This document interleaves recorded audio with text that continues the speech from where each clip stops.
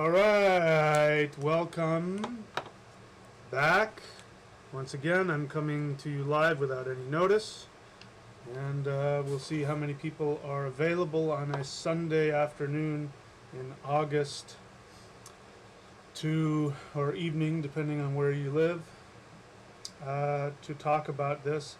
I hope this turns out as well as I think it will. I'm excited about today's talk. We're going to talk about the Naga, the reptilian snake serpent entity who is secretly behind everything we've been talking about. He is the entity that is behind the Saturn-Moon Matrix. And today I have permission from him to reveal to you information that you don't know. Whatever information that's out there about the Saturn-Moon Matrix and reptilians and how they are affecting us and how they keep us reincarnating, how they feed off of our energy, I am going to reveal to you truths that you are not getting in the modern teachings about this. And I'm going to explain to you why the teachers who are tapping into these truths about the Saturn-Moon Matrix, about the effect of Saturn on our minds, about the effect of the moon on our minds, about the reptilian agenda, the reptilian hive mind that is orchestrating all of this. And it is true. The reptilian energy does keep us incarnating. We cannot escape the matrix. We cannot escape reincarnation unless we have a complete understanding of what the reptilian agenda is and what the being is, the one Naga, the one serpent being behind all of it. And I'm going to tell you where, you've heard from David Icke and from others about the base on the moon, where the reptilians are using the moon to transmit to our minds a false reality, and that the moon is used to trap us and keep the soul trapped in the matrix. I'm going to explain to you exactly what that is. And I'm going to tell you information that he doesn't understand, that he doesn't know. So it is important to understand that these teachings about the matrix, the Saturn-Moon Matrix, the reptilian influence on that, the teaching that they are keeping us trapped in an illusory reality, and that they are keeping us reincarnating on this planet. That is true, but not in the way you think, because you have not been told the complete truth about this. I am going to reveal that truth to you today, which, if you are able to hear it, you will be able to escape that influence. But first you have to know what it is. Okay? So we are going to talk about that today. Let me adjust my camera here. Okay, so while we do that, I want to get your mind focused in the proper way. Because, as you know, the one way that the reptilian influence has complete control over us is through our reptilian brainstem.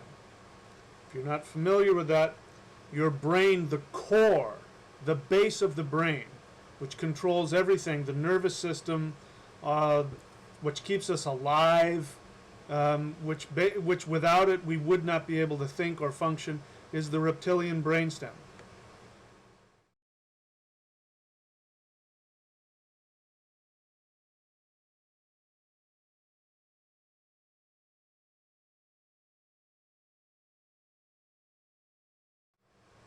You see that maze in the last picture I put up? It looks a lot like the reptilian brainstem, doesn't it? So look at that again, because as you can see, I don't know if you can see it or not, the resolution, if it's sharp enough, but there's a human being standing there with all of these branches moving out from it, trying to figure out which direction do I go, what do I do, where do I go? And that is what happens when we are trapped in the reptilian brainstem. We don't know where to go, we don't know what to do. So look at it, it looks very similar. I think the coincidence of this is, convenient. So take a look at that.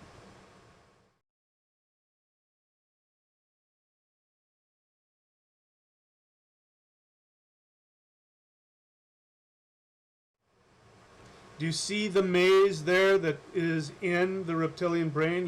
You slice it in half, and what do you see? You see a maze. And this is why the majority of human beings live in the reptilian brainstem, because it is a maze, and it's a hall of mirrors, it's a hall of smoke, and it's very easy to get trapped there. And it's a recurring trap. It's not like you get to a certain level of awareness and you never get to go back.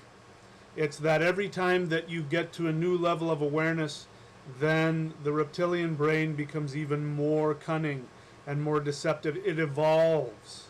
The tests and the traps and the temptations connected to the Naga realm get more sophisticated as you become more sophisticated. And so as long as you're in the human body, you always have to deal with the reptilian brain.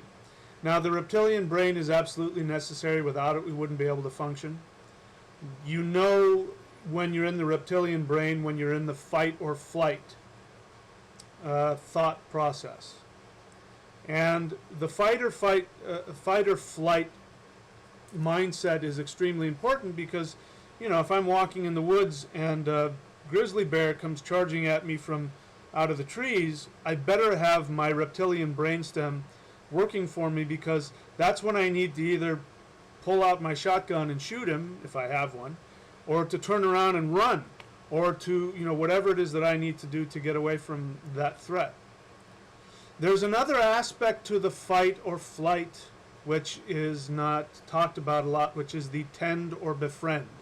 Both of these come from the reptilian brainstem.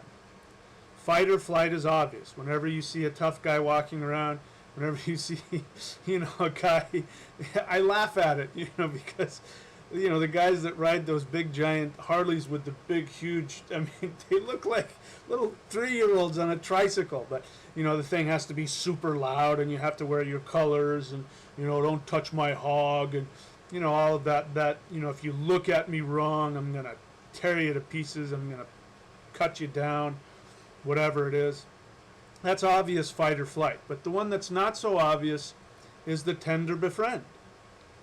And this is the other aspect of the reptilian brainstem that seeks to please, that seeks to gain approval, where you live your life in such a way that people will always like you and always approve of you. You're always making friends with everybody all the time, and then you end up in scenarios, you seek out predators so that you can constantly be in that state of tend or befriend. It's the same thing. That's why people who are stuck in the fight or flight are constantly looking for threats so they can neutralize the threat. But that's an addiction like everything else. This is the reptilian brainstem, and this is where the Nagas, and specifically the ruling Naga of them all, the reptilian being who rules all of this, wants to keep you in that frame of mind. And as long as you are in that frame of mind, then your antenna is tuned to the frequency of the Saturn-Moon Matrix and of the Moon Reincarnation Matrix. So you have to be willing today, if you want to grow past that, to be willing to hear some things that may not fit within your understanding, your bubble of information that you've received about this. And you have to be willing to be ruthless and fearless and look at yourself. Because if you can't, you are guaranteed to stay in it. I've said this before, you know, the people who are obsessed with escaping the matrix are doomed to stay trapped in it. So you can't be in the, you can't live in the fear center of the brain. Having said that, it is extremely important, in fact it is absolutely mandatory, that you be honest with yourself about your fears. When I say the matrix responds positively to fearlessness, what I mean is that you take actions based on fearlessness. It doesn't mean that you're free of fear. In fact, as you go through this awakening, you will most likely feel perhaps the most fear you've ever experienced in your life, because that is part of the trap of the matrix, is that when you begin to waken up, the agents start to come at you and try and frighten you back into your fight or flight or your tend or befriend reptilian brainstem. So I don't want you to avoid your fear. I don't want you to avoid your feelings. I want you to have them. It's extremely important because you must be conscious of your emotions. If you're not conscious of your emotions, then you are doomed to repeat the same things over and over again. So I'm going to get into some things about and reveal some things to you. Maybe you've heard me talk about it before, but I'm going to try and go into some real depth today and reveal to you who is behind the matrix. And I'll say something else. You've been told that the Saturn-Moon Matrix, that Saturn is the base that sends the frequency to the moon, which then is relayed back to the human mind. That's all true. But that is not the source of it. There is actually a place in the universe where this one Naga resides, this one demon, this one reptilian overlord resides, and it is not on Saturn. It is kept hidden. In fact, if you look for it, you won't be able to find it, but you will see the effects of it. In fact, we're about to experience the effects of it this month in a huge way. You will be able to look up in the sky and see the effect of this portal where this Naga lives, and you will see the effect of this Naga on the actual celestial bodies. You'll see it this month. But you will not be able to find that location. You will not be able to travel to it. But I'll tell you exactly where it is, where you can find this one overlord of all the reptilians, who literally has the control over reincarnation. He has this control, and he has this control over all of the cosmos. Okay, are you interested yet? Maybe you're already knowing who I'm talking about. But let me first see if there are any questions. I'll do some ads first, and then I'll look at questions, and then I'll get into some of the teaching here. So again, just to let you know, the best way to interact with me is to ask a question. Dumping your opinion or making a statement, no matter how profound, is not going to serve you, because I will bypass all of those and get only to the questions. Okay? So this isn't a free-for-all discussion. This is me. I am the overlord of this Q&A, and I will be running this. Okay, so let's do some business, and I'll answer some questions.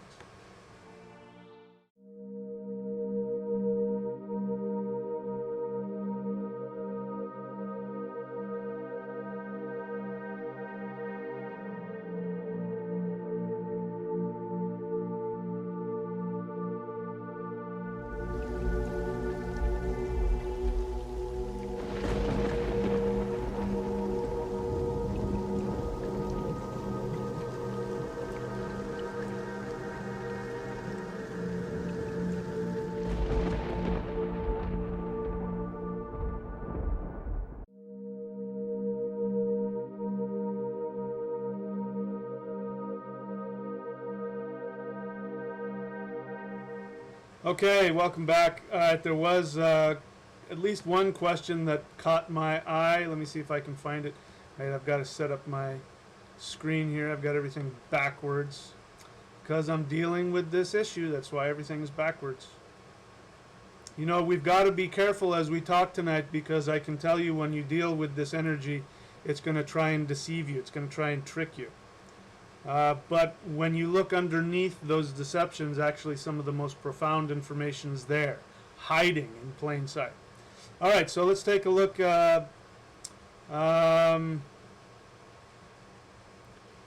What would happen, Mr. Velveeta? That's an interesting name. It's kind of fun. It's cute.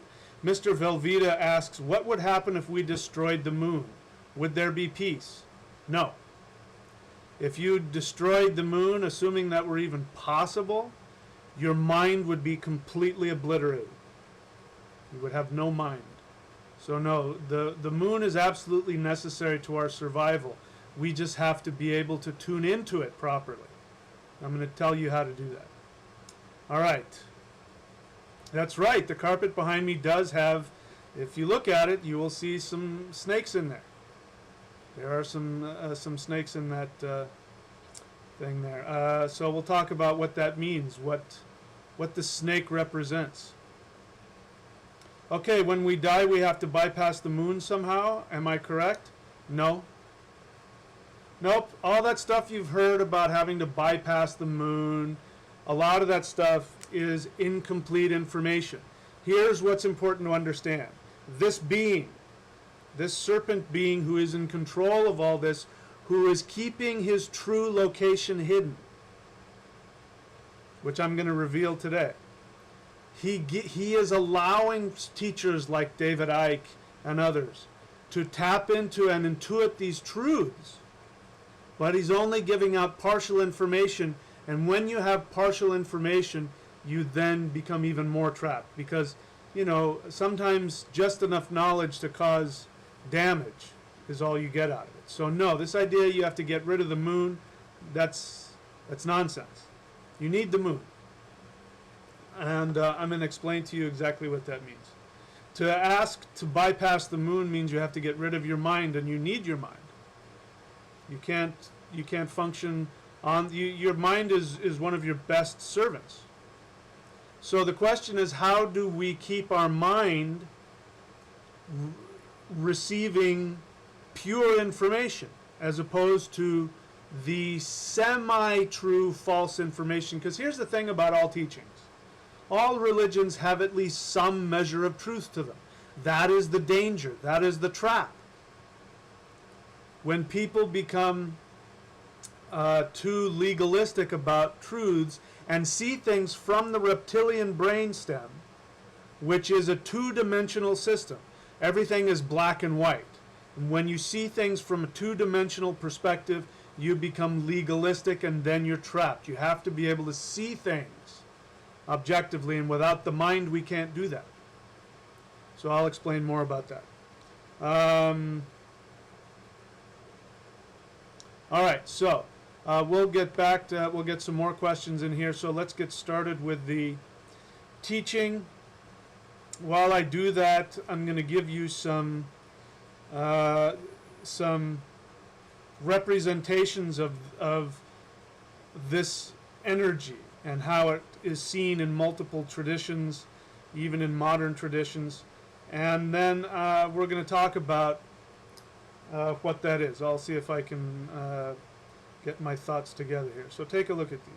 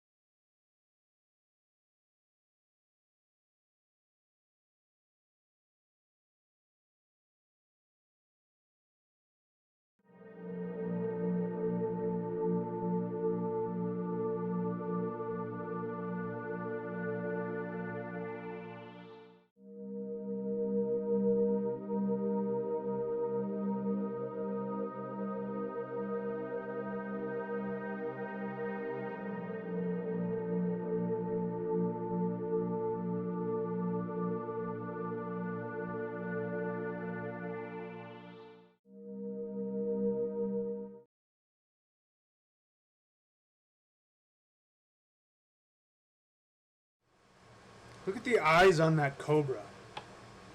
Isn't that's, you know, people, I haven't, I personally have never seen a king cobra, but from what I understand, when you're physically in their presence, when they rise up and that fan opens up and they look you in the eyes, they have a very strong ability to put you into a trance. And you sense an intelligence, a wisdom, a cunning, a frightening intelligence behind those eyes. That's what people have said who have seen them in person. But look at that. Look at those eyes.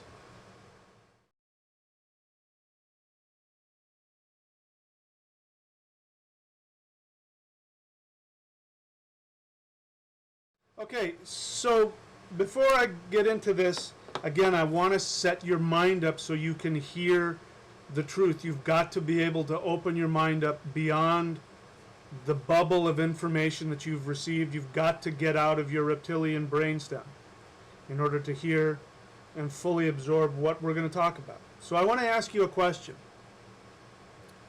Why do you think it is that teachers who want to reveal the truth of reptilians, the truth of the matrix, why do you think they focus on Saturn and the moon? Why no other planets? Why don't we talk about Mercury or Venus? You know, the 3 planets that they're focused on, actually 4 if we count the Earth, is Saturn, the moon, the sun, and the Earth. These are the 4 realms that they're really focused on, and this is very revealing. But why Saturn? Why do you suppose that the focus is on Saturn? Why aren't we talking about Jupiter? In terms of the actual effect on the solar system, besides the sun, after the sun, the second most powerful planet in our solar system is Jupiter. The sun has the largest gravity within it. Obviously it has, you know, the largest radiation comes out of the sun. Obviously light and heat. You know, there's enough of a gravitational field around the sun that all of the other planets are revolving around it. So it's got a huge amount of gravity, more than any other in our solar system. But why don't we talk about Jupiter? Jupiter has more gravitational field and more electromagnetic field, has a larger electromagnetic field than any other planet, except for the sun. Why don't we talk about Jupiter? I'm going to explain why. Why do we focus on these other planets? Well, it is true. Saturn is probably the most important planet in terms of how we think and how we encounter our lives, the misery, the disease, all of the things that death, reincarnation, all of these things are orchestrated in large part by Saturn. It is also true that the moon is incredibly important because the moon does radiate a frequency to our minds. And the way in which we relate to the moon will determine how our minds are able to interpret reality and give us the ability to monitor and master our emotions.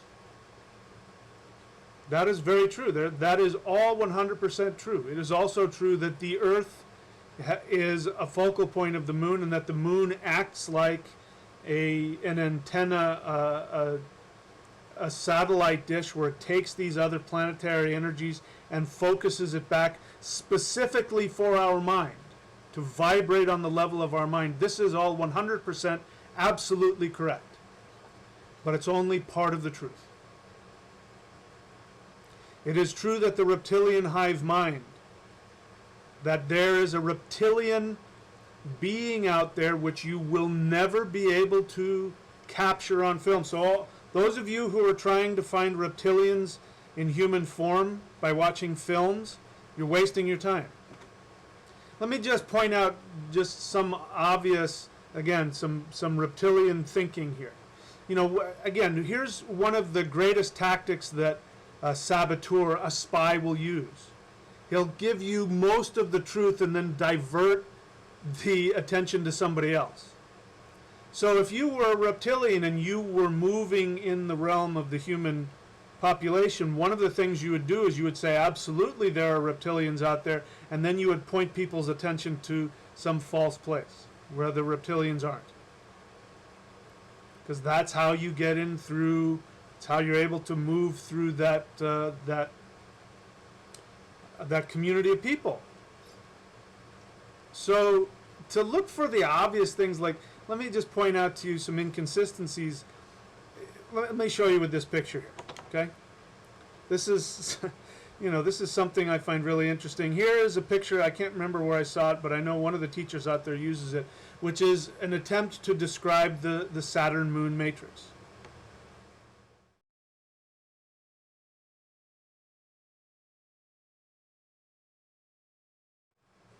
It's got Saturn there, it's got the moon there, and it's got the flat Earth. But here's what I find interesting. They have no problem accepting the idea that Saturn is round and that the moon is round, but the Earth is flat. That's significant. And, you know, the focus on that is that we live in a, according to this one particular theory, we live in a flat Earth. It's a two-dimensional plane. And on that two-dimensional plane is a computer program in which human beings are trapped. But why are all the other planets allowed to be round? It doesn't make sense.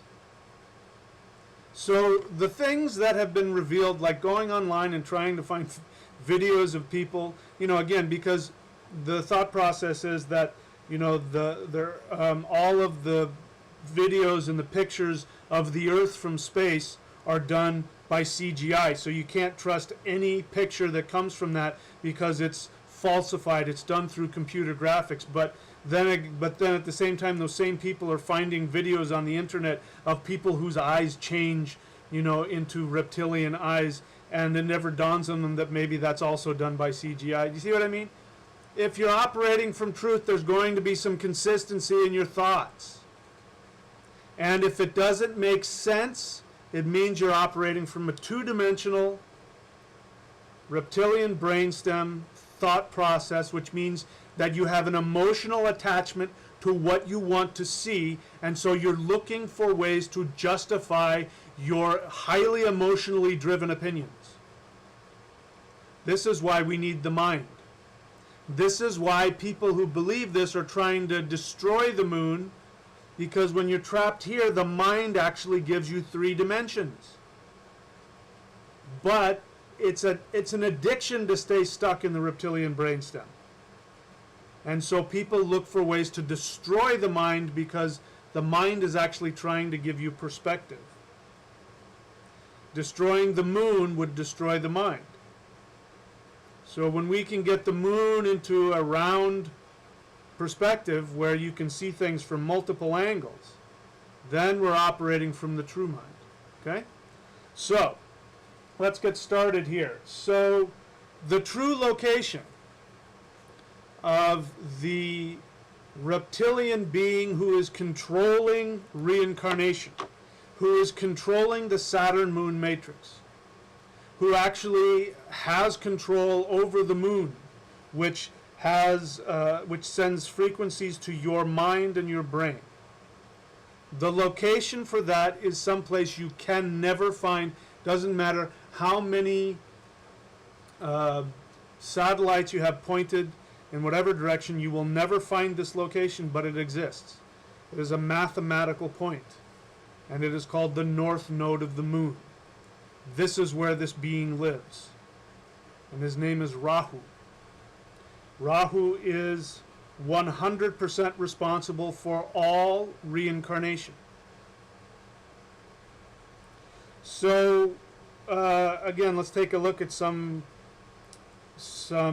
traditional depictions of Rahu, and we'll go from there. So here's one of Rahu swallowing the moon, and I'll tell you exactly what that means.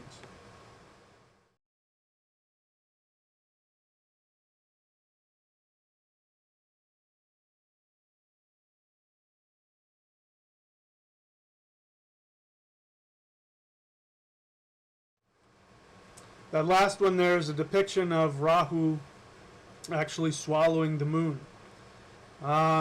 He swallows the sun and the moon. And so this is what we experience as eclipses. So that's what I said, that's what I was telling you when I said that you'll never be able to find him. You can look through, this is, again, two-dimensional thinking says that it has to be literal. That's why you've got people like David Icke who are looking for moon bases, and why they're looking for bases on Saturn,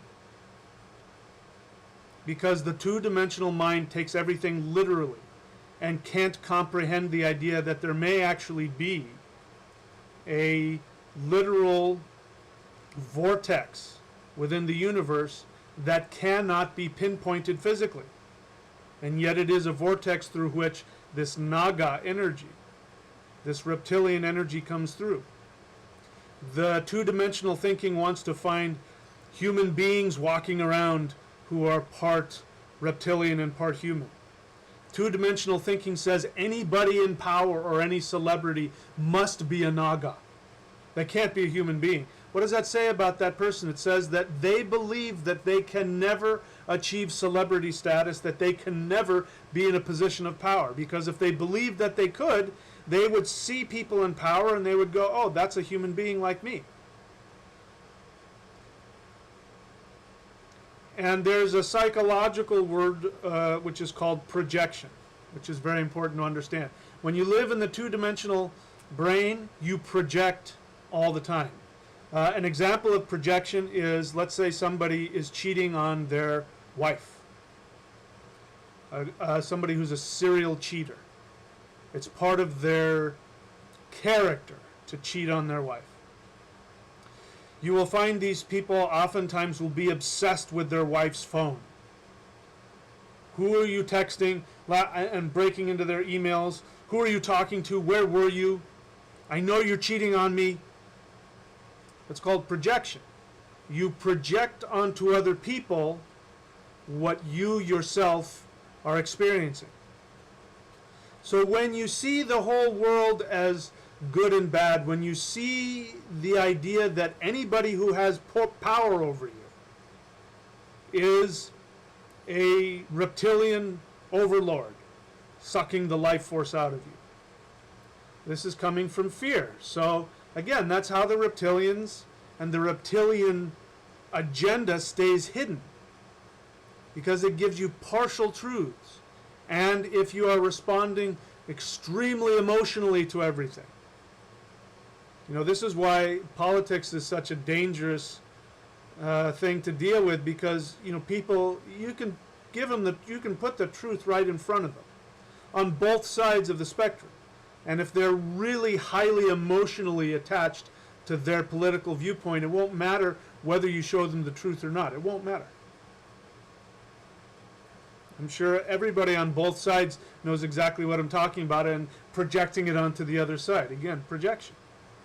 So in order to get past the reptilian agenda, you have to get past your own projections, because that is what keeps it going. Your projection. So just hang on to that awareness that this being, this Naga, whose name, one of his names, he has many names, but one of his names is Rahu. He is the one that is purposefully seeking to keep you trapped in your two-dimensional reptilian brainstem so that you won't escape, so that you will stay trapped. And now I'm going to mess with you even further. With knowing that, that's definitely something you want to fight against, right? And then I'll tell you that if you understand and if you have the vision and the ability, which comes from multidimensional thinking, not from two-dimensional thinking, if you have the ability to see him for who he truly is, he is your best friend in the universe. Because he carries with him all of the secret knowledge. Why do you think that serpents always are connected to secret knowledge? Why do you think it is in the Abrahamic tradition that when Adam and Eve are told by Jehovah, I am that I am, the ego, not to eat the fruit? By the way, we don't know it was an apple, it was a fruit. But interestingly enough, in the Germanic tradition, apples are the fruit of immortality. So there's no coincidence that that became the fruit. When you eat the fruit which gives you what? Knowledge, you gain immortality. And that's the only thing that Jehovah wanted to prevent. The ego wants to prevent you, the two-dimensional reptilian brainstem wants to prevent you from gaining true hidden knowledge, because once you do, you will gain immortality. Okay, so chew on that for a little bit, and then we'll go a little bit deeper in this.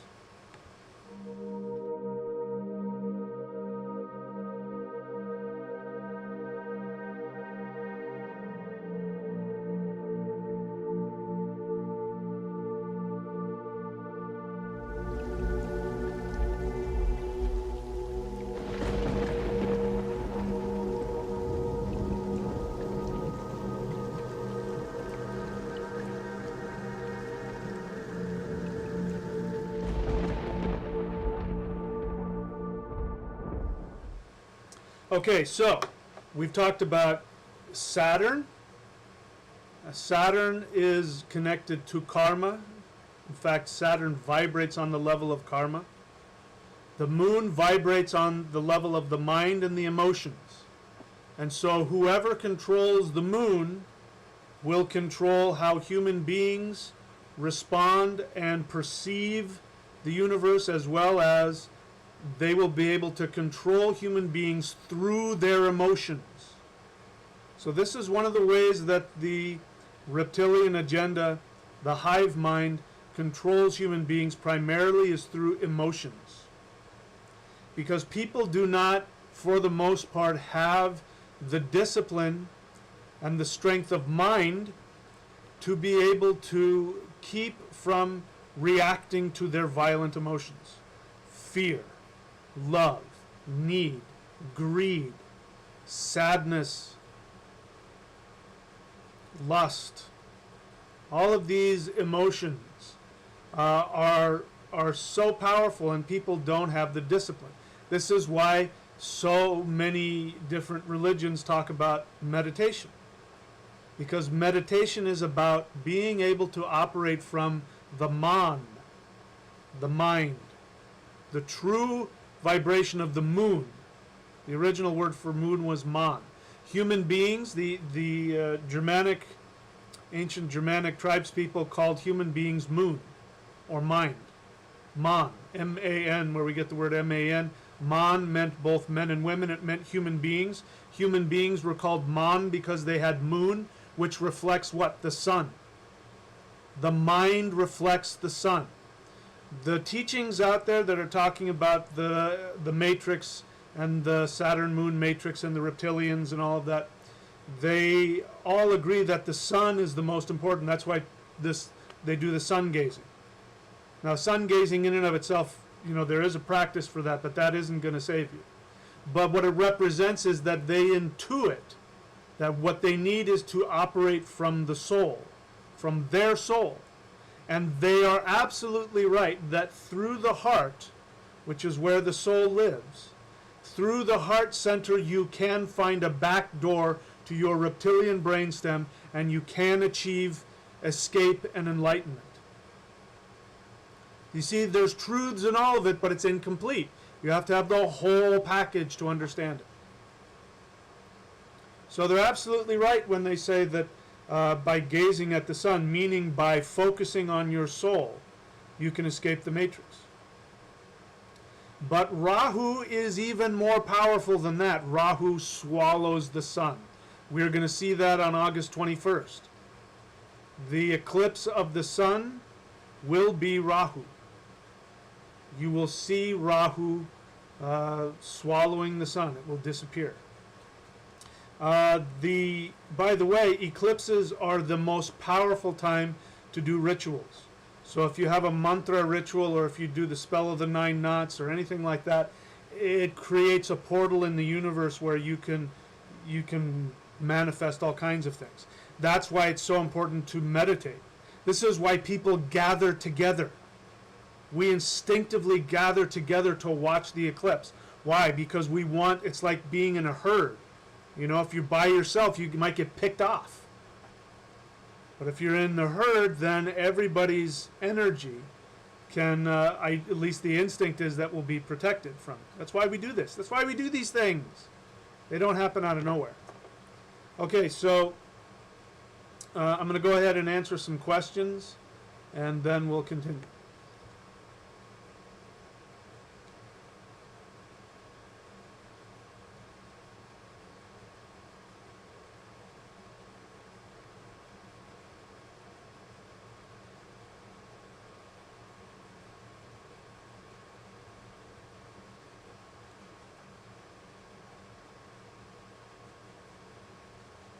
All right, sorry, I'm looking for questions. There's a lot of, sorry for that. There's a lot of questions on here. So let me see if I can get to them. There's a lot of, I knew this was going to push buttons. There's a lot of dissenting opinions. Ooh, a lot of dissent here. Okay, so yeah, so Mr. Velveeta, I'm willing to bet you believe in the flat Earth matrix. You believe that everything having to do with space travel is a lie by the media. That's important. These understandings, there's a reason why the flat Earth theory is so focused on the media and the lies of the media. In fact, the distrust of the media goes so far that people who believe this will not believe anything from any media source unless it happens to be somebody who believes in their belief system. Then they'll hook, line, and sinker believe anything anybody tells them. But if any information comes from any other media source or from government or anything like that, the knee-jerk reaction is that that is a lie. Everything you've been told is a lie. So again, the reptilian brainstem deals with absolutes. Black and white, that is 2 dimensions. That's why they believe they live on a flat, planed Earth, because they are living in a 2-dimensional brain. If you believe this, I know you're not going to want to hear it. My statement to you is that you are trapped in your matrix, which is your reptilian brainstem. Remember, what does the reptilian brain look like? It looks exactly like a maze, because that's exactly what it is. When you live in your reptilian brainstem, you are trapped in a maze.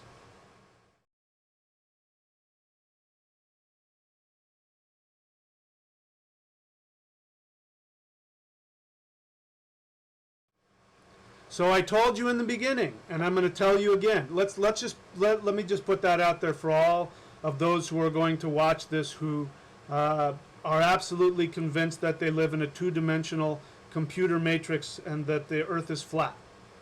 Just let me ask you this. If you're correct, and if everything you believe is correct, then it will not harm you to look at other belief systems. So if it's true, then you can feel confident in that.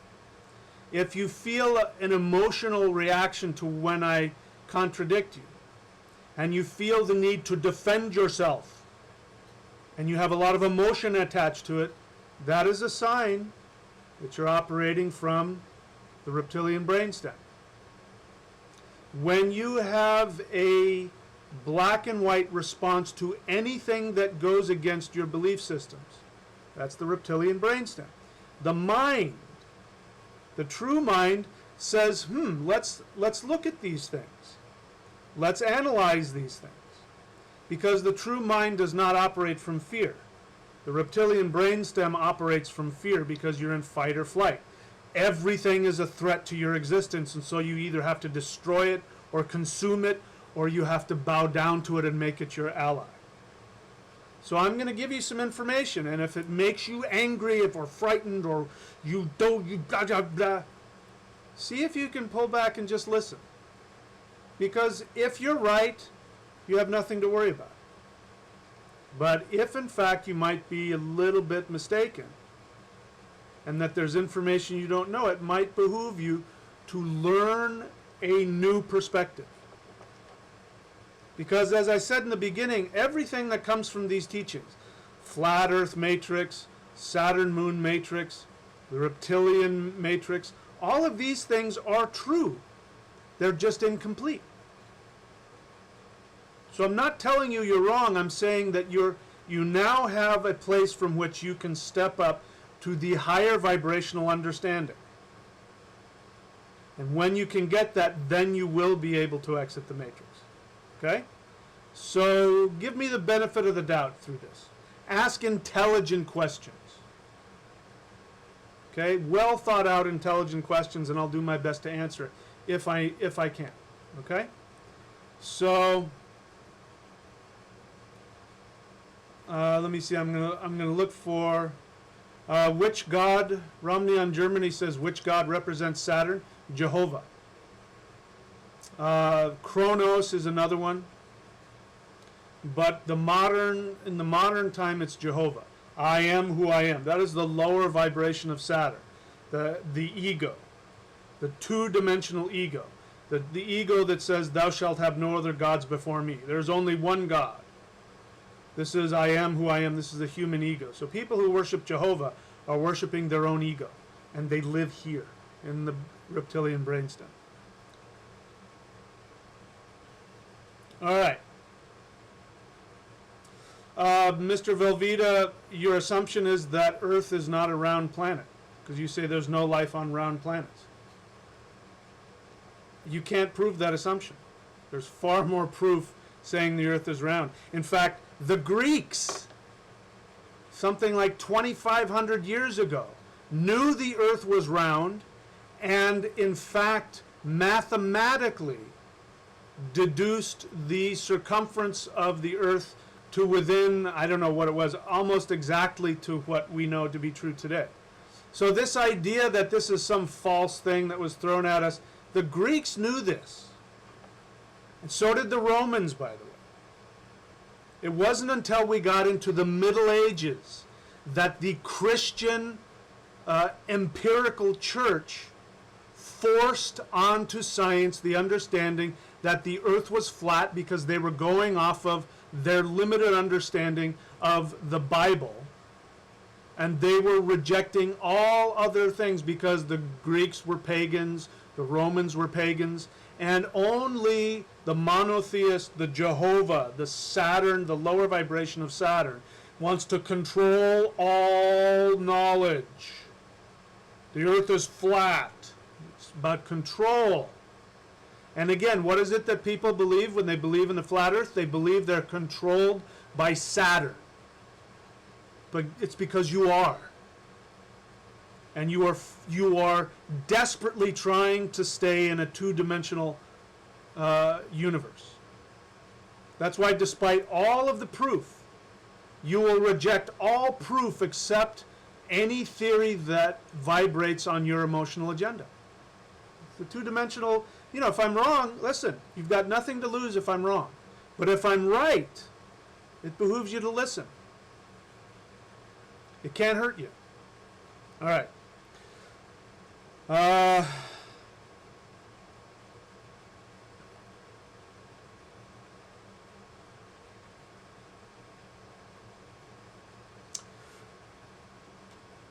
All right, so again, people want to make arguments about flat Earth and flat Moon and all this other stuff, so I've already addressed that.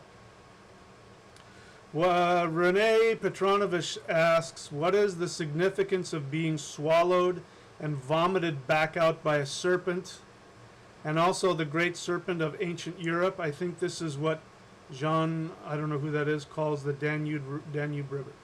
The significance of being swallowed and vomited back out by a serpent. Well, I mean, I think the visual symbolism is pretty clear. I'm assuming maybe you had this experience, Renee. I know that I did when I first started in this phase of my path. When I went and in shamanic journey, I asked my ancestors to show me where my knowledge was coming from. Because what was happening is I was receiving information on energy work and meditations that weren't coming from after I had worked with the Taoists and the Vedics and gotten, you know, to the higher levels, to the highest levels that I was exposed to in the Vedic tradition, in the yogic tradition, in the Taoist tradition. I was starting to get things in meditation that were going beyond anything I had learned, and I wanted to know where it came from. So in shamanic journey, I asked to show me where is this information coming from. And what I saw was, it turned out later, I totally resisted this because I thought I was Celtic and I had a strong emotional attachment to being of Celtic descent. But what I saw was the coast of Germany, and it was green. It was this emerald green landscape, and out of that emerald green landscape came this huge serpent that rose up out of the ground, and it opened its mouth and it was going to swallow me, and it scared me so much it woke me up. So that was the beginning of all of this information that I've been receiving now. So remember, even those of you who may believe in a flat earth and all that, you at least know that the serpent always has represented hidden knowledge. Hidden knowledge that has the ability to give liberation. Everybody understands this. And this is why religions that follow establishments, religions that are all about control of the masses, are afraid, and that's why they see the serpent as evil. That's why the devil in the Bible is seen as a serpent. Even though the serpent, all he wanted to do was give Adam and Eve the ability to have knowledge of themselves. That was all he was trying to give them. But because of that, because he opposed Jehovah, the ego, he's seen as the devil. Okay. All right, so I don't know if I answered your question, but I kind of got off on a...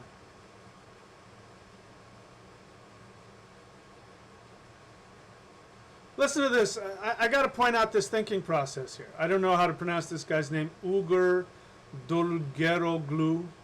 Most of what you told is not necessary and we cannot trust. If you have any idea for escaping, tell me that is enough. Smiley face. Did you think through what you just said? So you've just got through saying that what I'm telling you, you can't believe, that you don't trust what I'm saying, and yet at the same time you want me to tell you how to escape. Remember what I said in the beginning. Maybe you weren't here, but in the beginning, and I've said on other videos, that the people who are desperate to escape are doomed to stay trapped. So by you trying to talk me out of telling you the three-dimensional truth, that's coming from fear. Because if you really, truly were secure in your beliefs, you would say, okay, let's hear him out. But instead you're trying to silence me and you want me to give you the one thing you need. Tell me how to escape.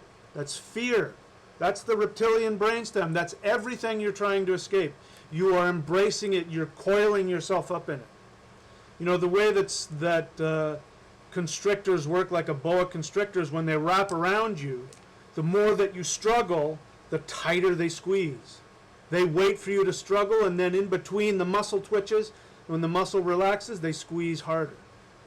The more that you seek to escape your life, to escape the matrix, the more that you can't trust anything anybody tells you. When you can't trust your own senses, that's when the snake is around you, wrapping around tighter and tighter and tighter. So you got to relax. The more you relax, the more that squeezing snake will be able to just go right through you and you won't feel it. All right.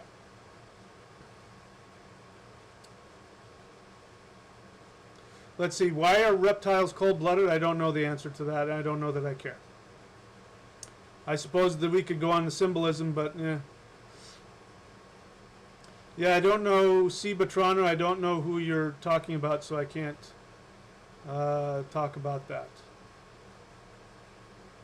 All right, again, looking for the questions. Even Star Lovananda says something really interesting. What is the shape of water in zero gravity? It's round. Okay. All right, again, looking for the questions.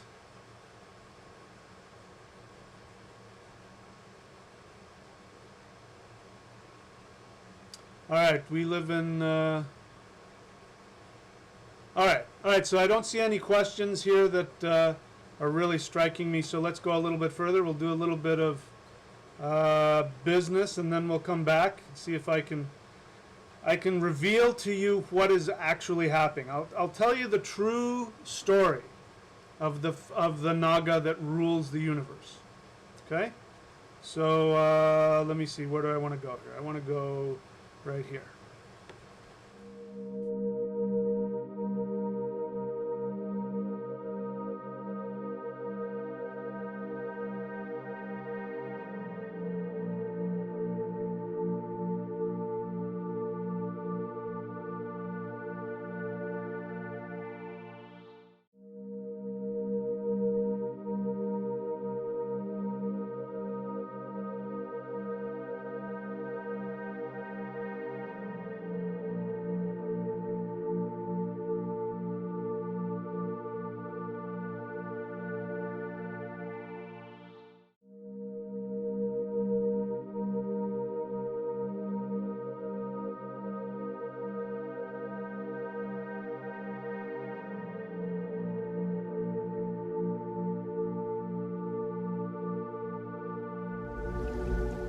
Okay, so again, before I go any further, I want to address your thought process very briefly.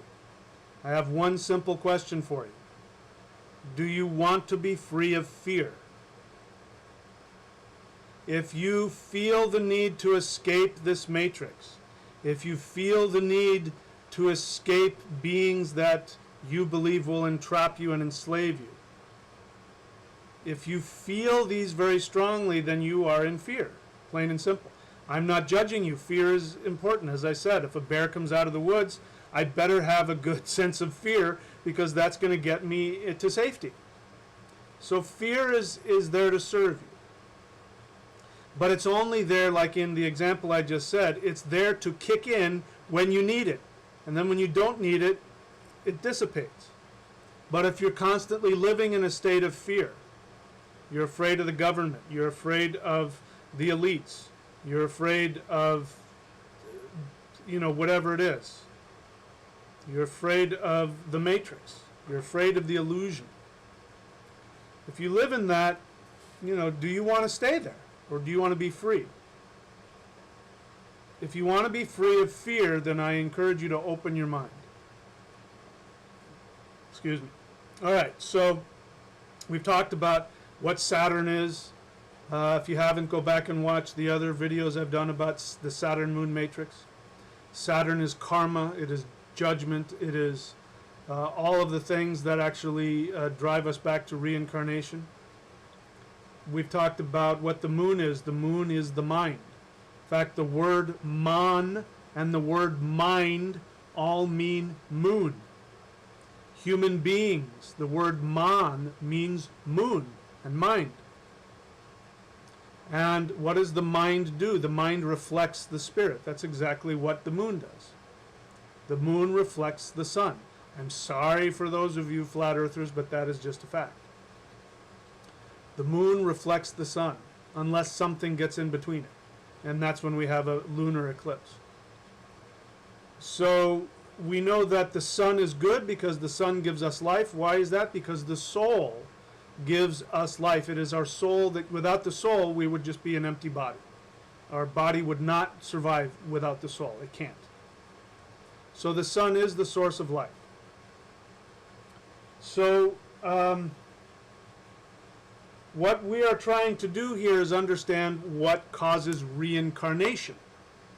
And I'm here to tell you that Saturn does not cause reincarnation, nor does the moon. The one entity in the universe that causes reincarnation is the Lord of all illusion, and his name is, one of his names is Rahu.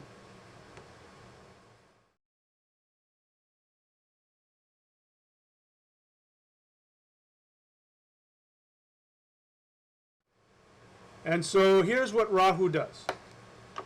But in order to understand how Rahu functions, we have to learn where he came from. Now again, I'm going to be talking about mythology. You have to understand how to interpret mythology.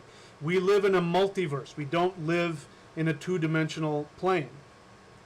But we need to have two-dimensional symbols in order to go beyond the two dimensions and get to the multi-dimensional universe.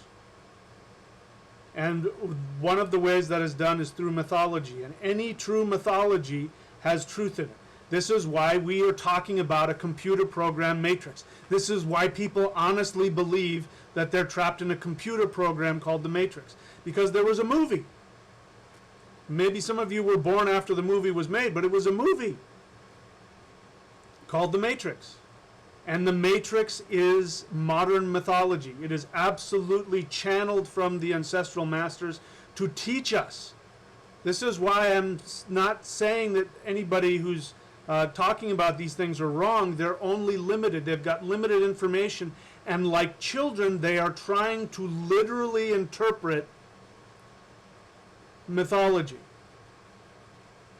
This is why things like comic books have such power. If you are able to decode what is coming out of comic books, you will be able to tap in the truth of the universe.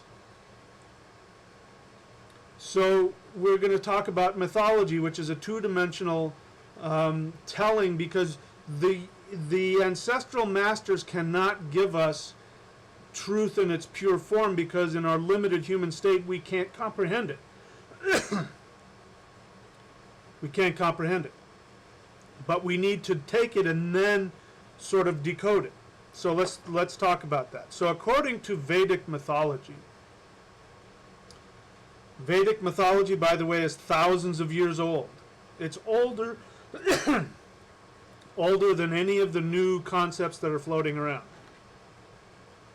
It stands the test of time. Another test of true mythology is, no matter how old it is, it still speaks to us. So this is how you know when something is true mythology and something is just made up nonsense. So here's the mythological teaching, at least one of them. There are multiple mythologies that, again, try to tell this huge truth. And so it goes like this. In the beginning of the creation of the universe, the gods, the celestial gods, who represent timeless purity, and the terrestrial gods, who represent fertility and magic and other supernatural forces which are on a lower vibration. The Vedics call them demons, but that isn't an accurate translation, because in the West we see demons as devils, which is pure evil, and that's not what they were. They were entities, powers, forces that dealt within the framework of time, which is fertility, magic, those kinds of things. The celestial deities represent pure life force energy that has not become trapped in the confines of time. And that's why they fight. That's why there's always a fight between the celestial gods and the terrestrial gods, what my ancestors called the Aesir and the Vanir, what the Vedics call the Devis and the Asuras. So in the beginning, the Devis and the Asuras, the celestial deities and the terrestrial deities, are working together, and they're using the serpent named Vasuki, and they're using him as this giant paddle to stir up the milk of the universe, and from that they're trying to get the soma, which is the nectar of immortality, to rise to the surface. Now Vasuki is wrapped around Mount Meru, which signifies the spinal column. Okay, so I put all these things together. This is all symbolic. So without the serpent, they couldn't stir the milk, the soup of the primordial universe. Now, everybody is there for the same reasons. The celestial gods and the terrestrial gods, the gods and the demons are there for the same reason. They are there because once they can get the nectar of immortality to rise to the top, they are going to drink it and become immortal. Those of you who want to escape the matrix, that's what you're looking for. You want to be given immortality so you can be freed of being tied down to this two-dimensional prison. You are in a two-dimensional prison. So you are right about that. But that's what you are seeking. You are seeking to have the nectar of immortality, which will give you the ability to rise above that. So in the beginning of the universe, the celestial gods, the terrestrial gods are looking for the same thing. They're stirring the primordial soup, and out of that primordial soup comes the nectar of immortality. Now, the celestial gods, which represent your higher spiritual state of being, had come up with a conspiracy amongst themselves. This is why people who are trapped in two dimensions always see people in power as a conspiracy to keep them trapped. See what I mean? There's truth to all of this. It's because it's true. There is a conspiracy to keep you in the lesson so that you earn your enlightenment. So the celestial deities decided, they conspired amongst themselves to keep the nectar of immortality to themselves. So what they did is they had Vishnu, the god of the heart. Again, you see the symbolism? You have to go into the back door of the heart to be able to go through the sun. Vishnu represents the celestial soul. So Vishnu dresses himself up and transforms himself into a beautiful, sexy temptress. And he starts belly dancing, and the terrestrial gods, because they operate from instinct, they are gods of fertility, they are very easily distracted by things of the flesh. They see her, which is actually him, they see her dancing around, and they become overwhelmed with lust for her. And they become distracted. And while she's dancing around, she has the cup which contains the nectar of immortality, and she's giving it to all of the celestial gods who are drinking it. And the plan is that the celestial gods are going to drink it all before the terrestrial gods get a chance. And they are about to win, except for one thing. Vasuki, the snake that they used to stir it up, he has been given permission by Brahma. He's been given permission by Brahma to drink the nectar of immortality and to become one of the gods.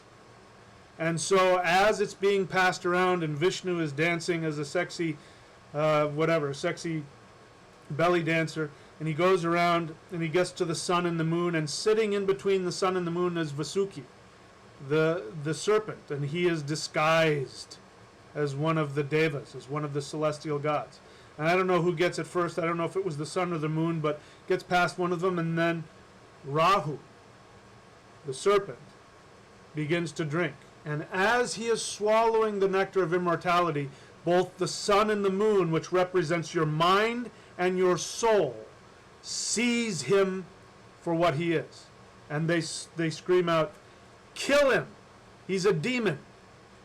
At which time Vishnu transforms himself back and takes his weapon, which is called the chakra, which means wheel. Chakras.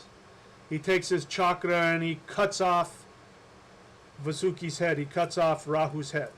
But because Rahu has swallowed the nectar of immortality, he is now a floating head. And there's this writhing snake body that has no head, but you can't kill it. And there's this floating snake head floating around, but he has no body. Now, understand, Rahu, while he is drinking this nectar of immortality, he is imagining all of the physical pleasures because he's a demon. He's a lower vibrational god. because he lives in time and space, he wants to experience all the pleasures of the flesh, which include things like fame, power, money, influence. He sees himself and imagines himself as king of the universe. He imagines himself with all kinds of harems so he can quench his physical lust. He imagines himself having alcohol and drugs so he can experience different states of mind and being. He imagines himself having all of the money in the world and having all of the power and all of the influence. He is fantasizing about this because he's smart. He's a deity. He knows that what he intends, he will become. And so he is drinking this nectar of immortality while he is absorbed in this, and that's when his head gets cut off. And so ever since then, he now has a resentment against the sun and the moon because they called him out. And now he's in a worse state of being than he was before, because now he can't stop thinking about all of these things he wanted to experience, but because he doesn't have a body, he can't do it. He's so frustrated. And so every now and then what he does is he swallows the sun and he swallows the moon, and we experience those as lunar and solar eclipses. Swallowing the sun means that our lower vibration obsessions block out the light of the soul, and it feels like we die. That's fear. When you live in fear, it's because your soul has been swallowed by your two-dimensional thinking. You can't access your soul when you're in fear. If you are living with these belief systems that the earth is flat, that you are being controlled, that people in government and in the banking systems and all of that have the power to control you, and not only that, but suck the life force out of you, so much so you have to get rid of your chakras, because if you have chakras, that is fear, my friend. I don't care. There are people, who I've talked to who say, oh, I don't have any fear, but I got rid of my chakras because there's predators out there. I mean, you may not be in a state of feeling fearful to be operating from fear. If you believe that you have to get rid of your chakras in order to be safe, my friend, you are in fear. And Rahu has swallowed your soul. And not only has he swallowed your soul, but he is telling you, you have to look out for those people. You can't trust anything you see. Any picture of the round earth is a lie, but the pictures of people turning into reptilians, those are real. So the very belief that you hang on to, which is designed to free you from the matrix, is keeping you trapped. This is what Rahu does. Now the other part of Rahu is his body. Remember his body? After you cut off his head, there's just this writhing snake body. So what Rahu does is he stimulates within the human being all of their obsessions and desires, and that includes the obsession to escape reincarnation. And as I said before, if you are obsessed with escaping reincarnation, you are doomed to reincarnate just by having that desire. There's only one thing that gives you escape from the matrix. You ask me what the one thing is? The one thing that gives you escape from the matrix is when you have all of your desires fulfilled. What Rahu does is he stimulates desires that can never be fulfilled. You can never get enough sex. You can never have enough money. You can never drink enough alcohol if you're an alcoholic. If you're a drug addict, you can never slam enough heroin. One more time. This is what Rahu says. One more time. I'm just going to get high one more time and then it'll all be okay.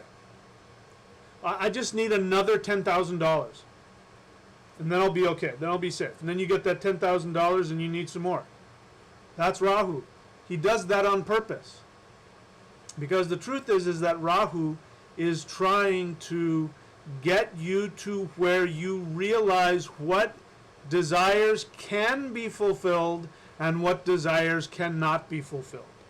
And when you realize and let go of all of the fears and the obsessions and the desires that cannot be fulfilled, then you become the lower half, the body. So in an astrological chart, Rahu shows where you are obsessed or where your aspirations are. So it's also just, without getting too, super religious about it, you incarnate because you have aspirations. There are things you want to experience. There are things you want to achieve. So when you leave this body, when you die, I guarantee you, remember that I'm telling you this, because you will remember it when you die. When you die, you will go through a period of separating yourself from this physical life, and then you will ask yourself, did I achieve all of my desires? And if your answer is no, you will choose to come back. That's how Rahu keeps you incarnating, because Rahu is your aspirations, your unfulfilled desires. And when you get trapped in a fear-based matrix, you become addicted to alcohol, you become addicted to religion, you become addicted to some fear-based belief, and you're constantly seeking to be freed because you're miserable and in pain. You will finally go, you know what, this is ridiculous. I'm just going to enjoy my life. That's what I did. You just finally go, you know what? Religion is never going to do it for me. Alcohol is never going to do it for me. Sex is never going to do it for me. I mean, they're fun and okay, but they're never going to give me ultimate satisfaction. But what does give me satisfaction? For me, doing what I'm doing right now fulfills me on a level that nothing else can.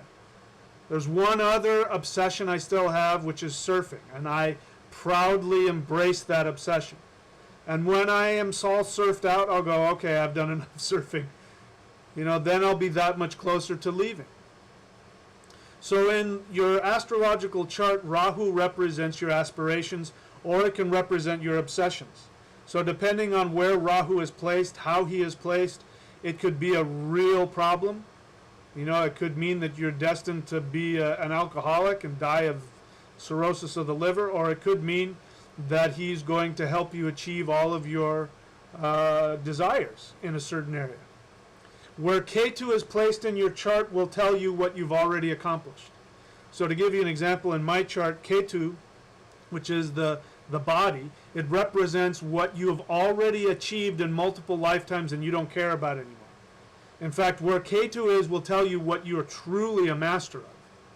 So I'll give you an example. In my life, people come up to me, especially women will come up to me and will, if they see me interacting with a child or a small child, they will say, that was amazing.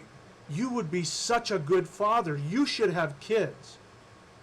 And I'll say, I have no desire for kids whatsoever. And I don't. I have never wanted kids. I don't want them now. To me, it just seems like a complete waste of time and freedom. Understanding that for some people, that they're really born and made for that. In my chart, Ketu is in my 5th house, which is one of the houses of children, which means that I've done that. I've already mastered that, which is why mothers, when they see me with little kids, they see that in a past life, I mastered that. I learned how to be a father. I learned how to communicate with children. Even on this channel, when I talk to people, even when I'm trying to communicate from a very deep place, people say to me, thank you for breaking it down into ways that the average person can understand. That's not my thought process. I'm not trying to do that.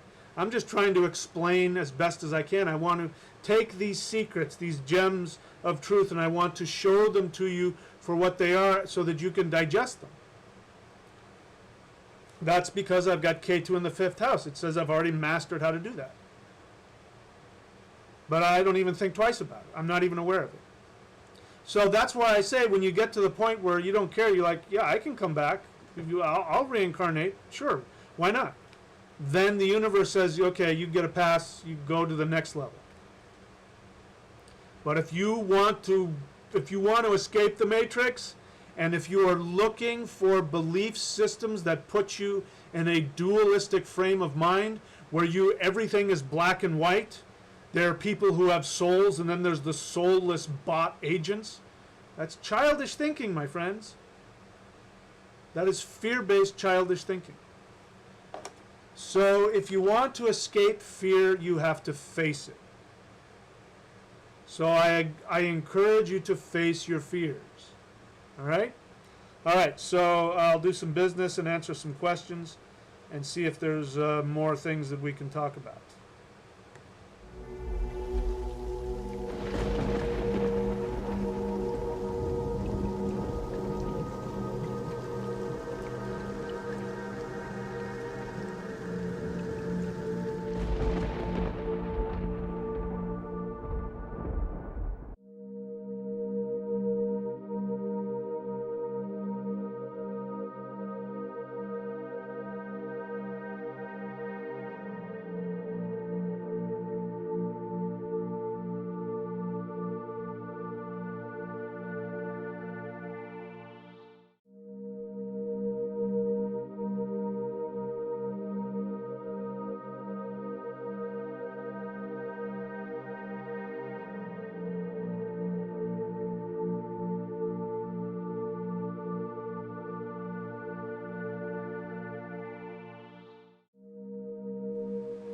Okay, so there's a couple of questions on there.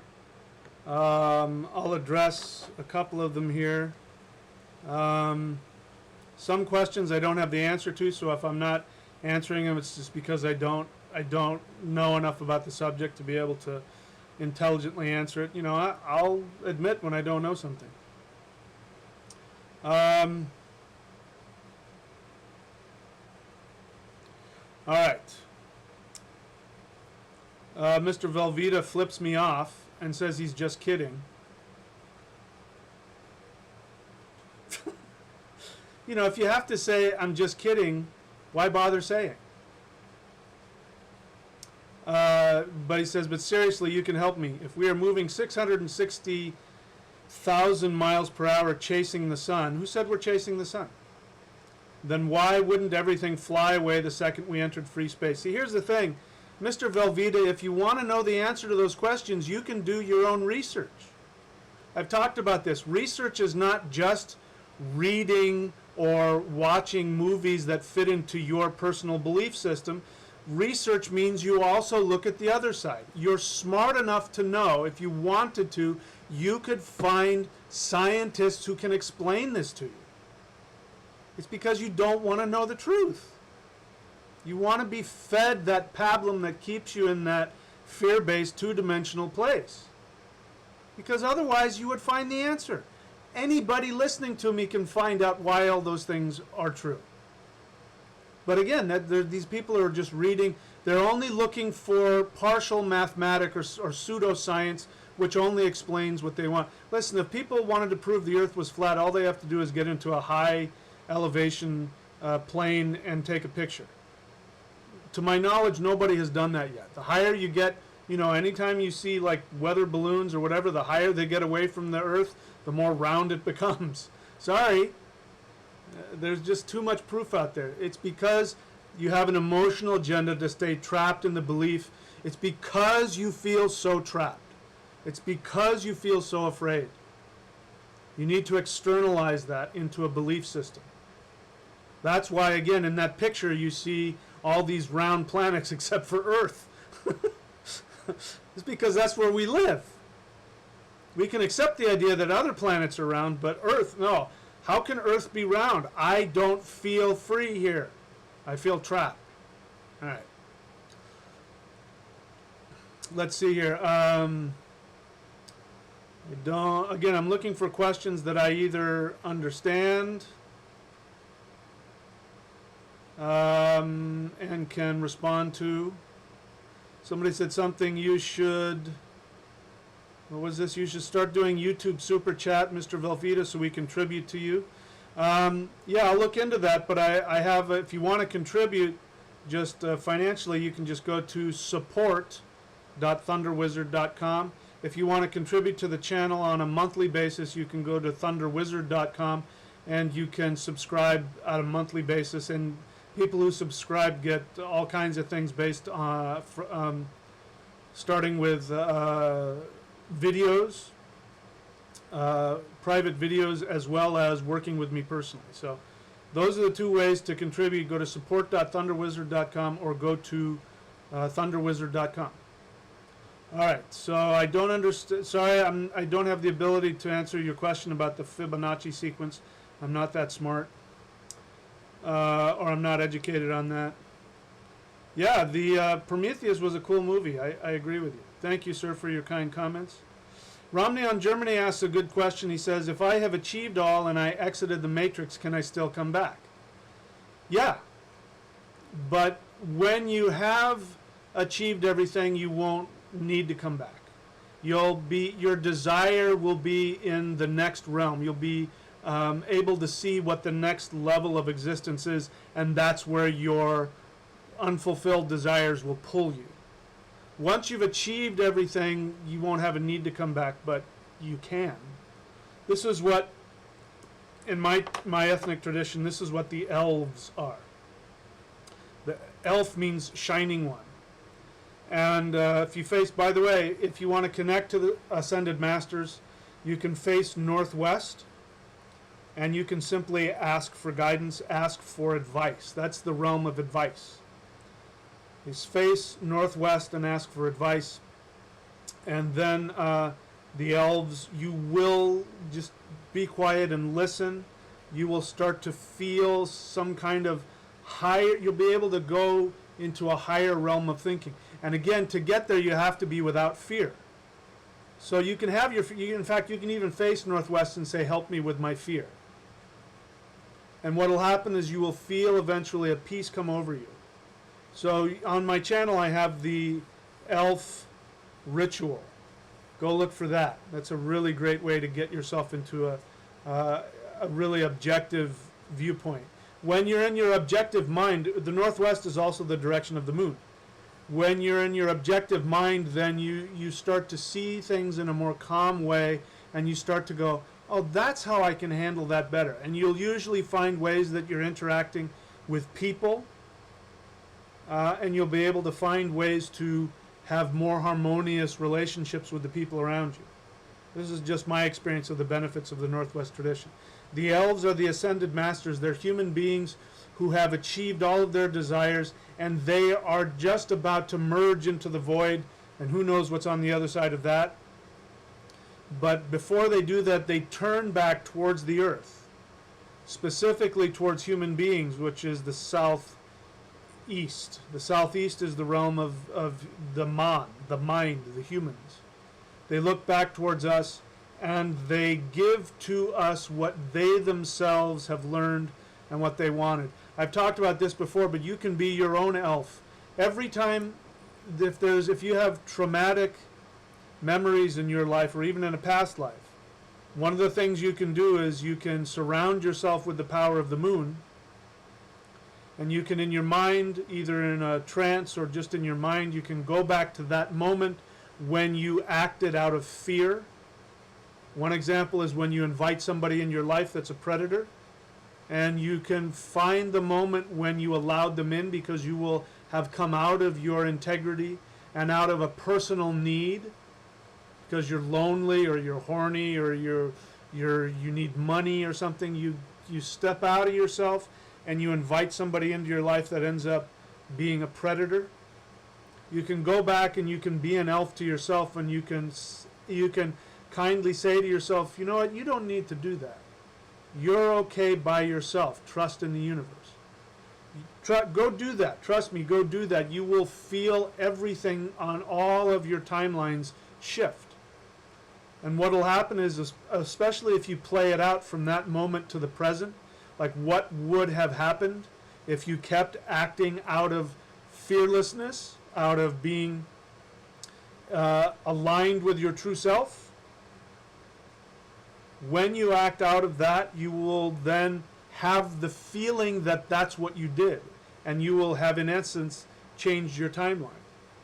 When anybody has an experience, not every time, but many times when people have an experience that a shining guardian angel appears before them and says, don't do this, it's dangerous, it's actually their future self. that's going back into time and changing timelines. See, this is the kind of stuff two-dimensional thinking keeps you from. Fear keeps you out of being able to jump different timelines. In order to do that, you have to come from a place of calm and fearlessness. So again, the basic understanding, which is in this book here, the most important book that I can share with you, is this one right here. Where is it? I've got so many things on here now. This one right here, The Shamanic Secret Commandment to a Perfect Life.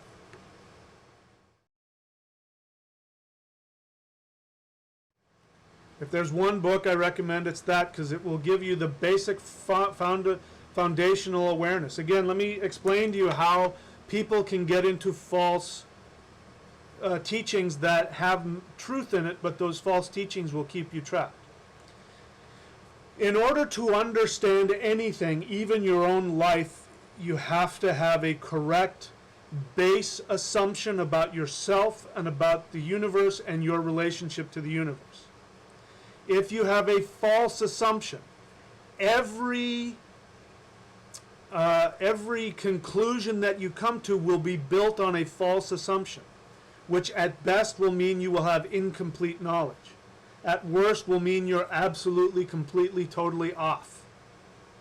So the base foundation that you have to have for your life is that you yourself created everything, including the matrix, including all of the planets. All of the planets are you. Saturn, the moon, Rahu, they are all you, and they all come from within you. You, in fact, projected them all out into the universe. Now, who wants to be controlled by their own projection? That's what's happening when you see yourself as being limited and controlled and trapped. When you have the base assumption that you are trapped and that there are beings out there that have more power than you, you have a false assumption.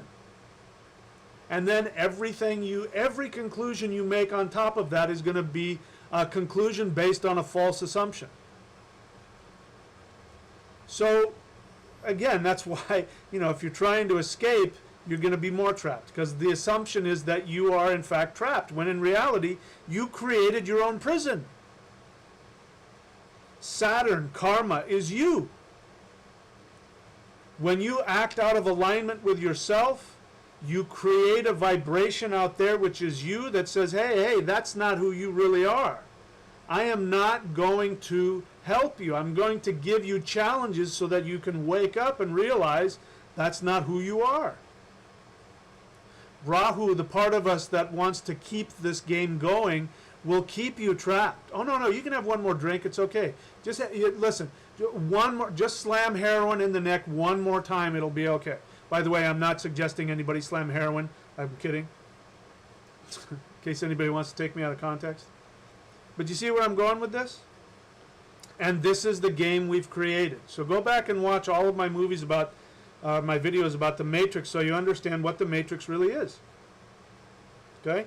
So once again, I launched into some thing here. Romneon Germany says, I would come back in the Matrix to guide people. I think that's a very good desire. But I would first recommend that you work to be completely fulfilled before you start thinking about coming back to guiding people. Because there's a trap there. There's another trap of being the martyr. Of Mother Teresa. Mother Teresa, she's dead now, but she's a symbol of somebody who's given their life in service to others. And well, we know now that she was crippled with depression and with doubt. She just had such tremendous doubt that God existed. How can a God exist when there's so much suffering? She was very unhappy. So that's the trap of wanting to serve people. Nothing wrong with it. I'm doing it now. But I do it because it's fun. And I'm also doing it because it's what gives me the ability to live the life I want to live. So if you want to be a teacher, do it because it makes you happy. So again, what else? What else?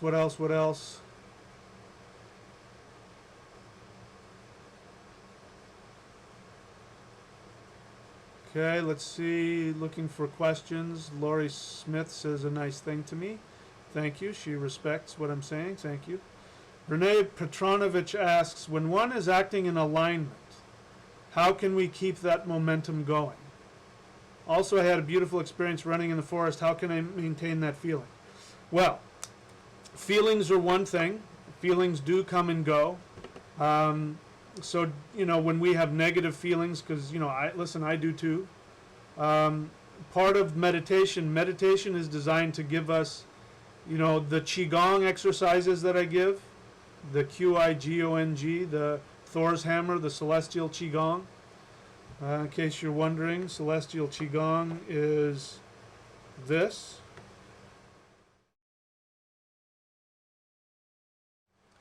You can get the free Qigong stuff on my YouTube channel. Just look for Thor's hammer or Qigong, Qigong. Or you can get, if you want the really high-powered stuff, you can get the celestial Qigong. Meditation Qigong gives you discipline so that you can take action with your true mind based on your true assumption, regardless of how you feel. So while it's nice to feel good, and nobody wants to feel good all the time more than I do, you still have to learn how to take contrary action. So sometimes you can't keep the feeling going all the time. But good feelings are a result of the actions that we take. So to answer your question, you know, there have been times in my life where I was feeling really good for long periods. And it's because those feelings of feeling really good are the result of actions that I took in my integrity when I wasn't feeling good, when I was fearful, or when I was sad, or when I was in pain or frustrated or lonely. I would take actions based on my integrity, whether I felt like it or not. That discipline, it's like, you know, going to the gym. You know, you want to be Mr. Olympia, you're going to have to go to the gym when you don't want to go. You're going to have to lift weights through injuries. You're going to have to eat massive amounts of protein, even though you feel like you're going to puke because you've had so much chicken. You know, you're going to have to keep taking action, regardless of how you feel. The way that you stay in your integrity is you ask yourself, you know, you get to a place where you can feel. When you act out of fear, you can feel it. You know, and listen, I do it all the time. It can be little things like, you know, when I get my feelings hurt if somebody criticizes me. You know, it's easy for me to jump out of my integrity. I promise you, you will see me do that. You'll see me do it on these Q&As. Somebody will say something that will offend me or hurt my feelings, and maybe I'll even misinterpret what they say. And you'll see me jump out of my integrity. And then I'll work to get myself back. But you can feel it. And sometimes it's tough because there are actions that you take that take you out of your integrity, like alcohol addiction. You know, it feels good to drink, and I just want to keep drinking and get in that. But you can feel when you're doing it, but you can't stop because it's like, you know, this feedback loop. You know, it gets hard to get out of it. So that's part of the discipline, is to keep taking action in accordance with your integrity, regardless of what you're feeling. Because, you know, again, trust is not a feeling, trust is an action. So again, people are asking me, like people even on here are saying, how do you know that? Is there anything I can tell you if you're asking me, how do you know this information, Mike? How do you know the moon is round? People are asking me questions, how do I know the moon is round? How do you know the moon is round? Is there really anything I can say to you that's going to make you feel okay with that knowledge? Especially if you have an emotional attachment to the moon not being round or the earth being flat. Will it matter to you how I know? So there are times you're going to have to act in trust. When everything in you says you can't trust anything you see, you can't trust anything in the media, you can't trust anything that anybody has said. You know, when I was a kid, you couldn't trust anybody who was over 30. You know, that's what the hippies did. You couldn't trust anybody over 30. You know, then you start taking action. Okay, I don't know. It's like, I had a dog.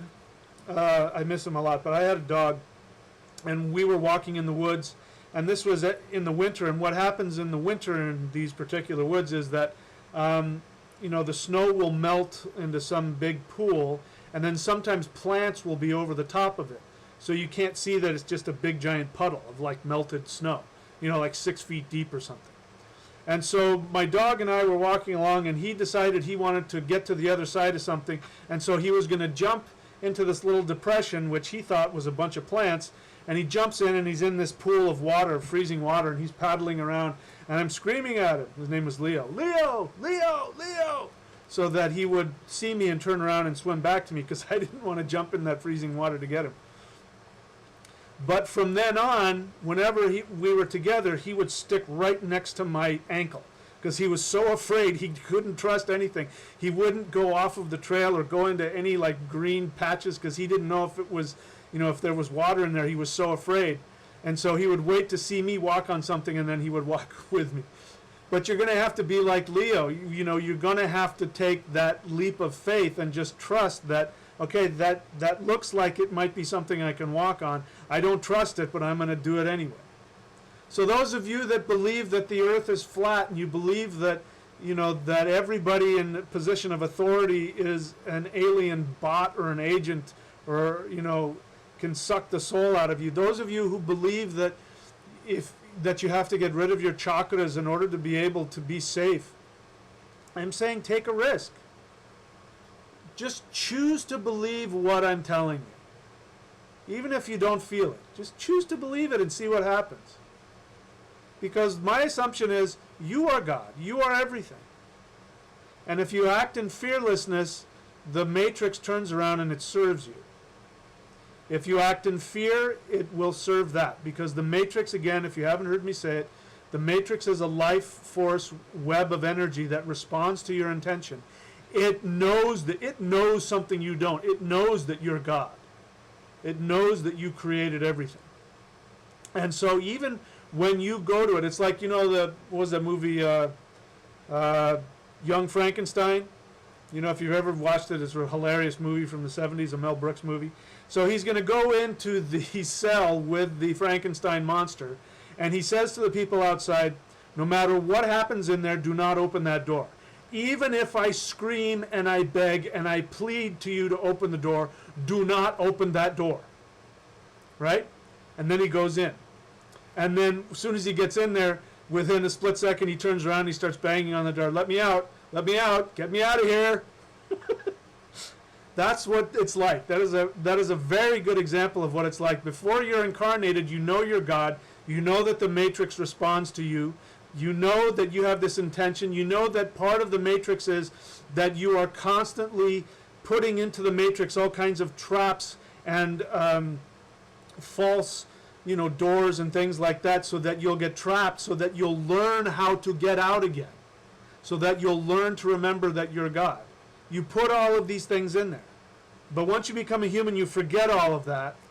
And that's like going into the cell with the Frankenstein monster, which is all of your fears. You have all of your fears, which, and as in the movie, he's able to actually turn them around. Turn him into a friendly, a human being. He turns him into a human being. He turns him into this mindless, whatever, Frankenstein monster, and turns him into a thinking human being. That's what you are here to do for yourself. And so when you go in there and then the door shuts, which is when you're born, all of a sudden you're forced with all of these fears that look bigger than you are. And I'm saying, trust that you're God. If you were God, what would you do? An example in my life. When I got divorced, I had no money. I had no family. I don't know if I told you guys that. I had no family. I had nobody that I could call on the phone and say, hey, I got divorced. I have no place to live. I have no job. I have no money. I had nobody that I could call. And I had just a few $100s a month on book sales that I made, and I had some credit cards, and I knew what I wanted to do, So I wanted to move back down to Southern California, which, you know, if you know anything, is very expensive. And I wanted to live in the local mountains here, and I wanted to surf. And so without having a job, without having money, with being racked in physical pain, anybody would have said to me, hey, listen, go to the doctor, take a bunch of pain meds, and do this physical therapy for a while, get yourself a job, go on disability, save up some money, and then maybe in 5 or 10 years. And I was like, forget that, I'm not doing that. I have this desire, my unfulfilled desire was to get back to where I'm most happy and do the things that make me happy, which are hike in the mountains, write books, and surf. And I did that with no way of making that happen. The moment that I took action, regardless of my fears, the moment that I took action on my soul desire and I stayed in alignment with it, not the moment, but as soon as I was past the point of no return and there was no way that I could take it back, then all of a sudden things started coming my way. Finances, work. So that's what you do. You go into the cell with the Frankenstein monster, and no matter how afraid you are, you face those fears and you talk them down, and then you become the master. Okay? I hope I explained that. So let's see if there are any more questions here.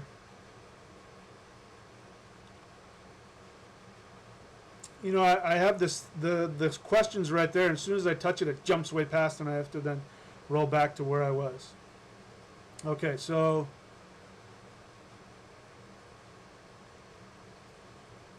all right, so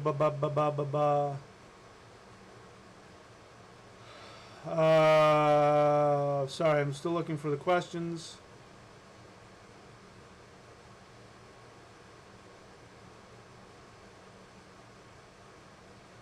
Laurie is saying all kinds of nice things to me. Thank you, Laurie Smith. I appreciate that. What do you think about dark room meditation? I'm not sure I know what that means. Are you just meaning getting in a dark room and meditating? That works for me. I have no problem with that one way or another. If it works for you, do it.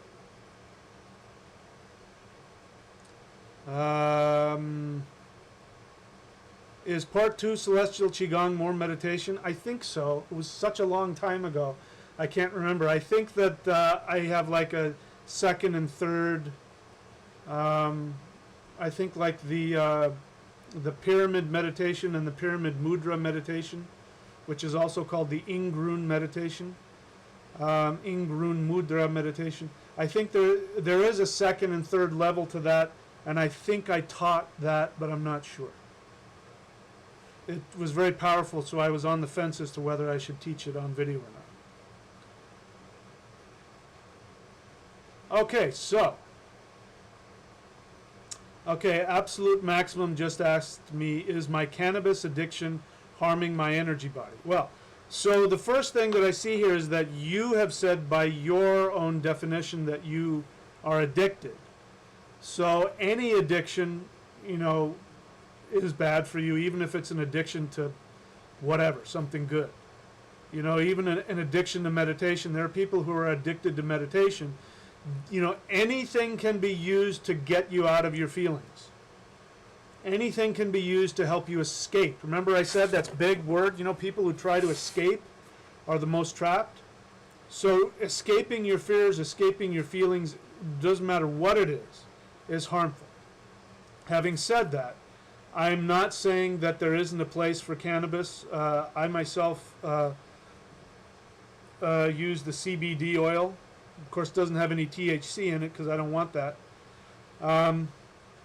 So I can't say, you know, what the benefits are or aren't. I know that there are people who can use cannabis and aren't addicted. But here's something that cannabis does, the THC especially does. It can be very detrimental to your energy body when used a lot. And here's why. You have your aura. Your aura is your first and last defense to all negativity, spiritual, biological, psychic. Your aura is your first and last defense. Your aura is your extension of your energy body. Your energy body is your protective shell. It also connects you to your higher self, your crown chakra has a strong connection to the aura. And so without a strong aura, your crown chakra cannot receive information from your higher self and from the ascended masters. So this is another reason why it's good to do Qigong. Now, the reason why when you do cannabis that you have this experience of like, wow, man, everything is like really intense and you see like details that you didn't see before, and you know that the reason why that happens is because there's an energy gate at the bottom of your spine called the Ming Men, and that regulates how much of your aura is channeled through your spinal column and into your brain. When you smoke marijuana or whatever, take it, eat it, ingest it, however you ingest THC, what ends up happening is, if this is the Ming Men, it goes, it just becomes huge, and it just goes, and it sucks all of the life force energy in your aura into your head. That's why your head feels like a balloon. That's why as soon as you take a hit, you get a head rush. That's one of the reasons why. All of your life force energy goes straight into your head. That's why, you know, when you've got the right kind, it feels really good, and you feel, it's because all of that life force energy is just stuck in your head. So that's obviously right there, when you force anything into any, you know, small container, that's bad. You don't want that. It's also damaging because then you don't have your aura to protect you. Has a lot to do with your thinking as well, because it shuts down, it like shuts down your ability for your crown chakra. This is why people, when they smoke weed, are really stuck in their head. Have you ever noticed that? Try and talk to somebody, especially if they want to argue with you about some deep concept. If they're high on weed, they won't hear you. All right, I just went offline. What happened? Am I still offline? Okay. Okay, it does that where it goes offline. So that's why. Short answer is that's why. If what you say is true, that you're addicted to cannabis, then yeah, that's working against you. I don't teach people to use life force energy. To use teacher plants, and the reason for that is, teacher plants are there to use life force energy or DMT to crack open your aura so that you can perceive other realities. You have to do that under the guidance of a master shaman. And but the Vedics and the Taoists stopped doing that. The Soma, there was a Soma tradition where the priests of Indra would drink Soma, which was a hallucinogenic drink. And they stopped doing it because through the development of yogic meditation, Kundalini yogic meditation, they learned how to get the brain to secrete DMT naturally. Same thing with the Taoists. That's why I do Qigong. When you do the really high level Qigong, you will get so high, far higher than any other external chemical can ever do to you without any of the negative side effects. So that's why I don't recommend that, nor do I teach that, because it's not necessary. They're better, saves you money, it's better for your health, and you get better energy. You get all the benefits without any of the side effects, and you get even greater benefits. You know, the level of Qigong that I learned that I could do, I was able to leave my body in a second. I was able to perceive other dimensions. I was able to do things, play around with energy and, do things that were not humanly possible from doing energy work. If you take power plants, the opposite happens. You lose your ability to create life force energy. You lose your ability to affect your outside world, and you get more and more trapped in your head. Okay? All right, so there's that. Let's see, any other questions?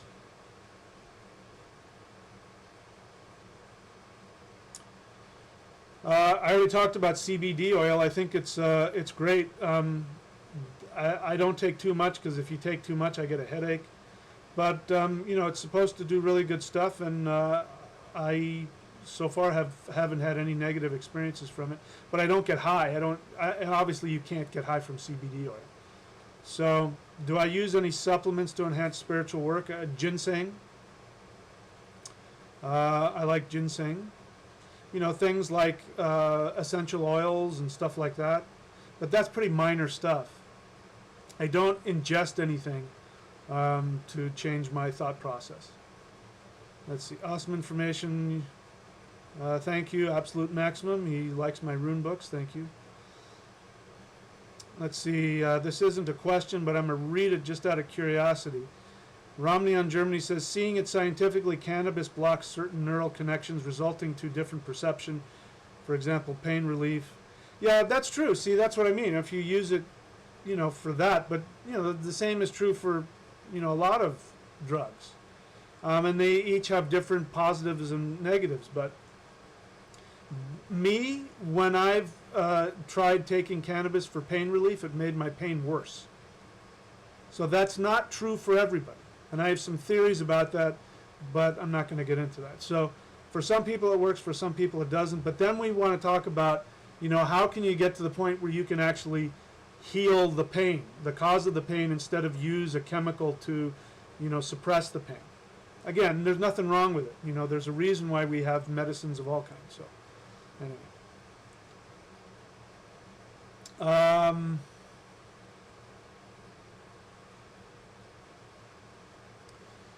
Cannabis is very healthy because it can treat, yeah, that's what the CBD oil is. So, yeah, again, you know, I'm not an expert on that. I don't want to be or need to be. But in terms of energy work and in terms of your mental state and all of that, that's what I know about the effects of cannabis. Okay, so I don't see any more questions. Let me do some business and see if there's anything more I want to say. See if there's any more that Rahu wants to teach. Oh, yes, he does.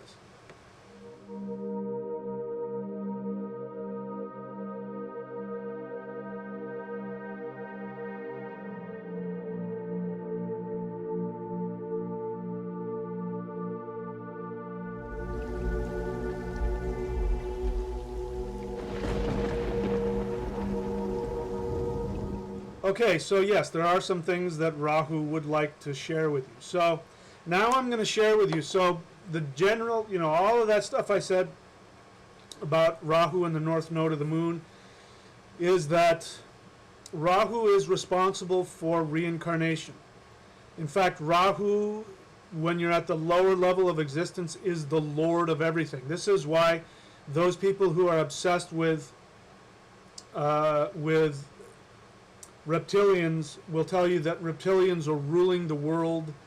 They rule the banking system. They do more than that. The reptilian energy not only rules the banking system and rules politics and rules business, but it also rules mass communication. That's why people are afraid of the media, which is interesting because they get their fear of the media from the media.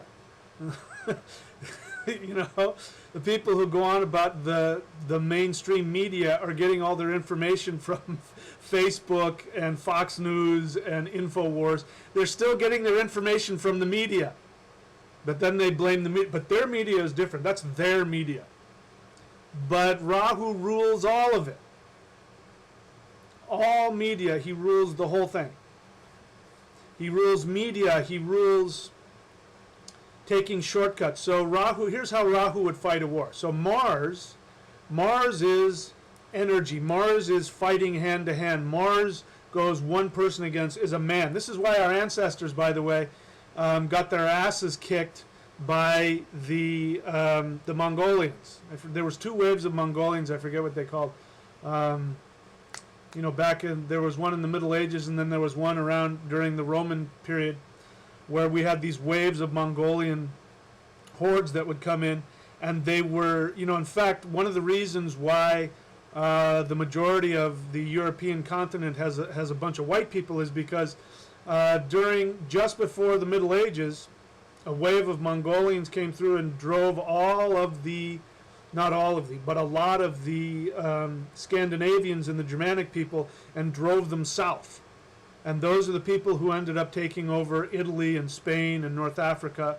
And that's why you see a lot of blonde-haired, blue-eyed Italians and Spaniards and Greeks and stuff like that. And even people, you know, you go to places like Syria, you can find, you know, real Syrians there who are blonde hair and blue eyes.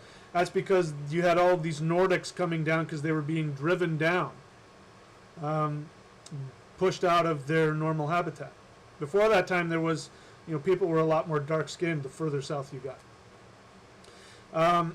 But the reason why they got their asses kicked is because the Germanic and the Celtic and the Roman mindset about battle was you went into battle and you faced your enemies one-to-one, and you went into a field and everybody stood there and they shook their spears and you went right up to the other person and you cut them down. Look, you wanted to smell his excrement and his blood and everything coming out. Right? That's Mars, because Northern Europeans have strong Mars energy in them. That's why we're fire people. That's why we mastered all of the inventions having to do with fire, like the light bulb and the engine and all of that, the gasoline-powered engine and nuclear weapons and all that. So speaking of nuclear weapons, the way Mars fights battles is one guy goes head-to-head, looks him straight in the eye and clashes it out. You only have armor in the front. You don't have any armor in the back, because only a coward would turn around and run. So we don't even give them armor for their back, only in their front. Rahu says, you know what, that's just a real waste of time. Why don't I just drop a nuclear bomb on and kill everybody, and I can just do it from here. Let's just push a button. So nuclear weapons is Rahu. Fighting hand-to-hand is Mars. So Rahu is the master of getting things done with the least amount of effort. Rahu is multi-level marketing, which, by the way, never works. But if it did, Rahu would rule that.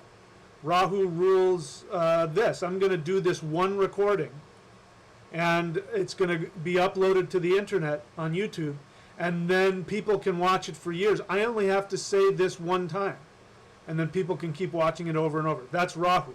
Rahu rules that part of society. So that's why, again, why people are so afraid of the media and so afraid of the internet. And that's why, if you believe the idea that the Russians hacked into our election, that's why that's a good strategy, because when you rule their media and you rule their information, then you can decide the outcome. So you can conquer the United States without ever having to launch a ship or send out a missile. That's the true essence of Rahu. If you choose to believe that, I don't want to push any buttons if you don't. Just hypothetically speaking. So let me look at some lists here. So you remember the list of Saturn, right? So I want you to differentiate between Saturn and Rahu. This is the list of what Saturn represents.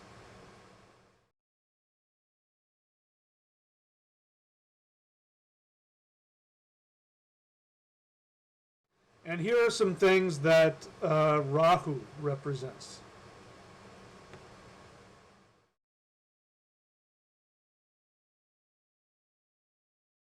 Sorry, that's the moon. Apparently the moon wants to get in there as well, because Rahu swallows the moon. So these are the things that get swallowed by Rahu.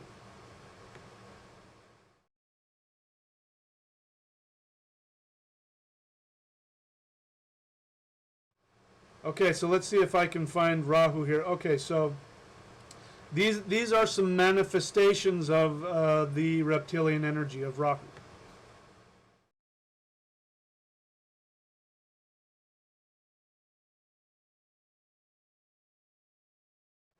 Okay, now, as with everything, remember when I talked to you about Saturn, I said that the lower vibrations of Saturn have to do with karma, with disease, with misery, with tyranny, with slavery. Those are the lower vibrations of Saturn that you tap into if you're in your reptilian brainstem. But you remember in the last video I talked about when you rise above and you get to the upper centers of your brain matter here, then you see Saturn as the completion of all of lessons, the equaling out of karma, true deep, deep, deep peace. Because true peace is when you have faced all of your fears and you have surrendered to them and worked through them. Then you get a sense of peace that can't be shaken.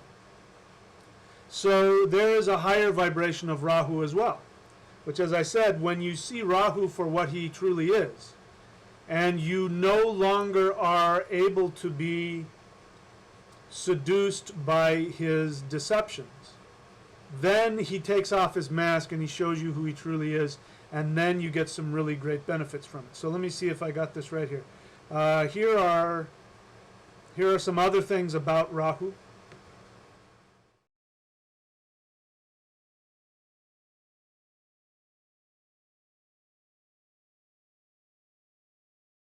Okay, so I explained to you radio, television. Remember, this is something I find interesting. Even like people in NASA who, I don't know who runs that program where they're trying to find radio emissions from alien life forms. I've always found that to be so incredibly narcissistic. You know, human beings have found a way to manipulate radio waves for their own transmission, but we just assume that any other life form is going to use radio waves. I mean, before we discovered radio waves, we didn't know such a thing existed. So it's so narcissistic. We project out into the universe that, well, there must be only one way, radio waves. So let's monitor radio waves. And everything has radio waves. Again, you know, David Icke and others talk about how Saturn is sending radio signals. All of the planets send out a radio signal. You send out radio wave signals. Everything has a radio wave signal. So that doesn't mean anything. But having said that, I just had to talk about that. Rahu is in control of radio transmissions. That's why people who are so obsessed with reptilians are talking about radio transmissions and the frequencies of Saturn that are being beamed into our brain. It's because they're in that lower vibration, which makes them obsessed with things associated with the reptilian hive mind. Radio transmissions is one of them. Radio, internet, television, any kind of mass media. Along with that is massive trends. So Rahu on the good side, if you've got Rahu placed in your chart well, and let's say you want to become a clothes designer. If you've got Rahu placed well, then that means you'll be able to tap into the trends of what the next style is going to be, and you could innovate the next style and become incredibly famous. Rahu is about fame. Remember, when he's drinking the nectar of immortality, he was obsessed on all of the power and the fame he was going to have, and so he's the master of that. He has spent eternity thinking about how to become famous, the quickest ways to gain fame, the quickest ways to gain mastery and power, which is why the internet is his invention. Anything that gets out there, and then again, the great thing about like YouTube, once it's out there, it never goes away. You can say something one time, which is why you got to be careful. You can say something one time, and then it'll be repeated millions and millions and millions and millions of times. This is Rahu. So those are some of the things connected to Rahu. Now, on the higher level of Rahu, there are gifts. That if you get past your fear and you get past your two-dimensional thinking, then here are the gifts that come from Rahu.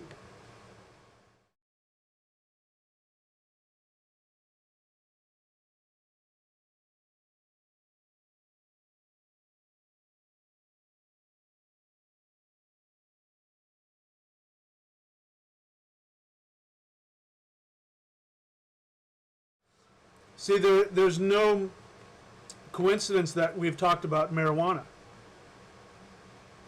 Rahu is the god of marijuana. If you want to worship Rahu, smoke marijuana. But understand that that's his smoke. Rahu is a smoke. He's smoke and mirrors.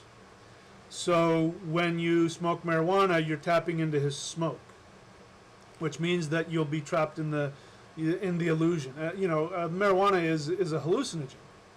It's got similar properties as LSD. So, hallucinations are not real. This is, again, one of the traps of using power plants, is that just because you have a vision doesn't mean you're tapping into another realm. It could mean you are literally just being forced to live in your own unconscious fantasies or fears. And it may be a real vision, but then you have your own fantasies and fears weaved in and out, so you don't know what's true and what's not, right? Because you're living in the reptilian brainstem, and you're looking at that, trying to find it, you're looking at that maze in front of you wondering, which way should I go?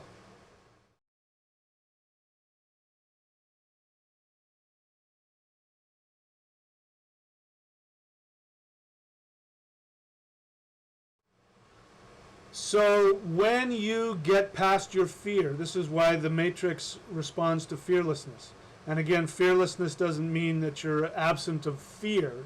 It just means that you take action based on your objective mind. You take action on what you choose to believe to be true, which is that you know that the universe is here to serve you. And when you operate from that and take actions based on the knowledge that the universe is here to serve you, then Rahu becomes your best friend, because he'll say, hey, look out for that. Oh, I set a trap over there. Hey, let me tell you a secret. Here's the secret key to that. Hey, you want a shortcut to this? I know the shortcut. You don't have to go that long route. So I have a great deal of respect for Rahu, and for all of the deities associated with Rahu. Loki is one of them. I have a tremendous respect for Loki. Loki is definitely one of my best friends. You know, sometimes I might even say he is my closest friend, the guy I can trust the most, because he'll tell me the truth. You know, Loki and I have a relationship where, well, he's telling me to stop talking about it, so I will. In any case, Rahu can become your best friend, but you have to get past your fear. But once you do, he's the guy that's going to say, hey, don't listen to those people. Come here, come here. Let me tell you how to get past all that. Here, let me show you something. Now, that doesn't mean that he stops trying to seduce you, because he will. But he's trying to seduce you because what he wants you to do is he wants you to face all of your unconscious issues. He wants you to go into your reptilian brainstem with all of your awareness and become conscious of all of your fears and all of your traps. But you can't do that unless you first are sucked into them. And then you go, I caught you. You did it again. And then he'll laugh and he'll take his mask off and he'll say, yeah, smart. You got it this time. See, now you know how to avoid this. Now you know how to do this. He really is trying to help you. And the reason why we become, you know, the way that Rahu and Saturn work together is that Saturn is the judge. Saturn is the karma. Saturn is the unyielding judge. That when you take an action outside of your integrity, Saturn goes, you've got to pay for that. You can't get away. You've got to pay your debt. You've got to balance that energy out, which is trying to get you aligned, because that's what happens when you go through a lesson. You become realigned to your true soul, and that's what Saturn is there. It's the lawgiver. It's the judge. Here's the punishment. You got to do that. But it's trying to help you. It's trying to rehabilitate you. It's trying to realign you. The way that Rahu works is that Rahu says, yeah, but, you know, they really want to do that. So let me make it fun for them. At least let me give them some semblance of fun while they're learning that lesson, which is why you never knowingly walk into these problems. It always sounds like a good idea beforehand. Wow, that sounds, you know what? I know how I can, here's how we can break the law and get away with it. Right? Famous last words. Famous last words. And then, you know, afterwards you're like, man, I wish if I could do that over again, and so you get to do it over again. Whenever you say, if I could do it over again, you're sending the universe a request to go do it over again. So, you know, we do. That's what Rahu does. Rahu gives you your...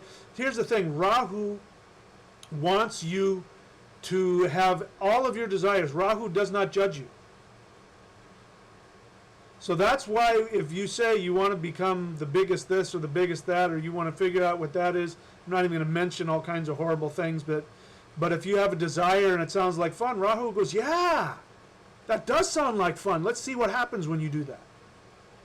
And it's because he knows that when you make those mistakes, then you'll never make them again, which means you will be that much closer to achieving liberation. You'll be that much closer to escaping the matrix. Okay? So it's up to you. You know, here's the thing. You don't have to make the mistakes. You don't have to jump out of your alignment. You can choose to decide to take actions based on fearlessness. You can choose to get out of those fear-based loops.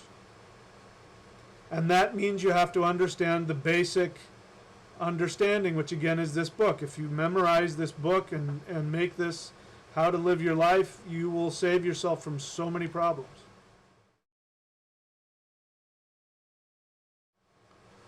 The one commandment which says you go after that which gives you your greatest joy and aligns you to your soul.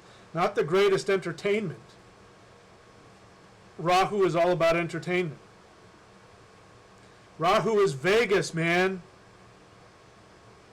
But entertainment isn't always being aligned with your true self. And we know that. We know that. So when we get to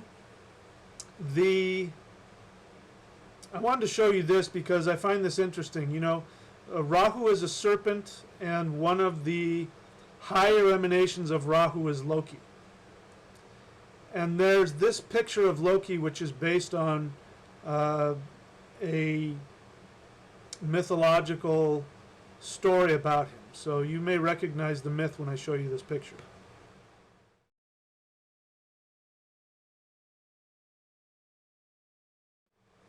All right, isn't that interesting? The picture didn't come through for some reason. In fact, both of these didn't come through.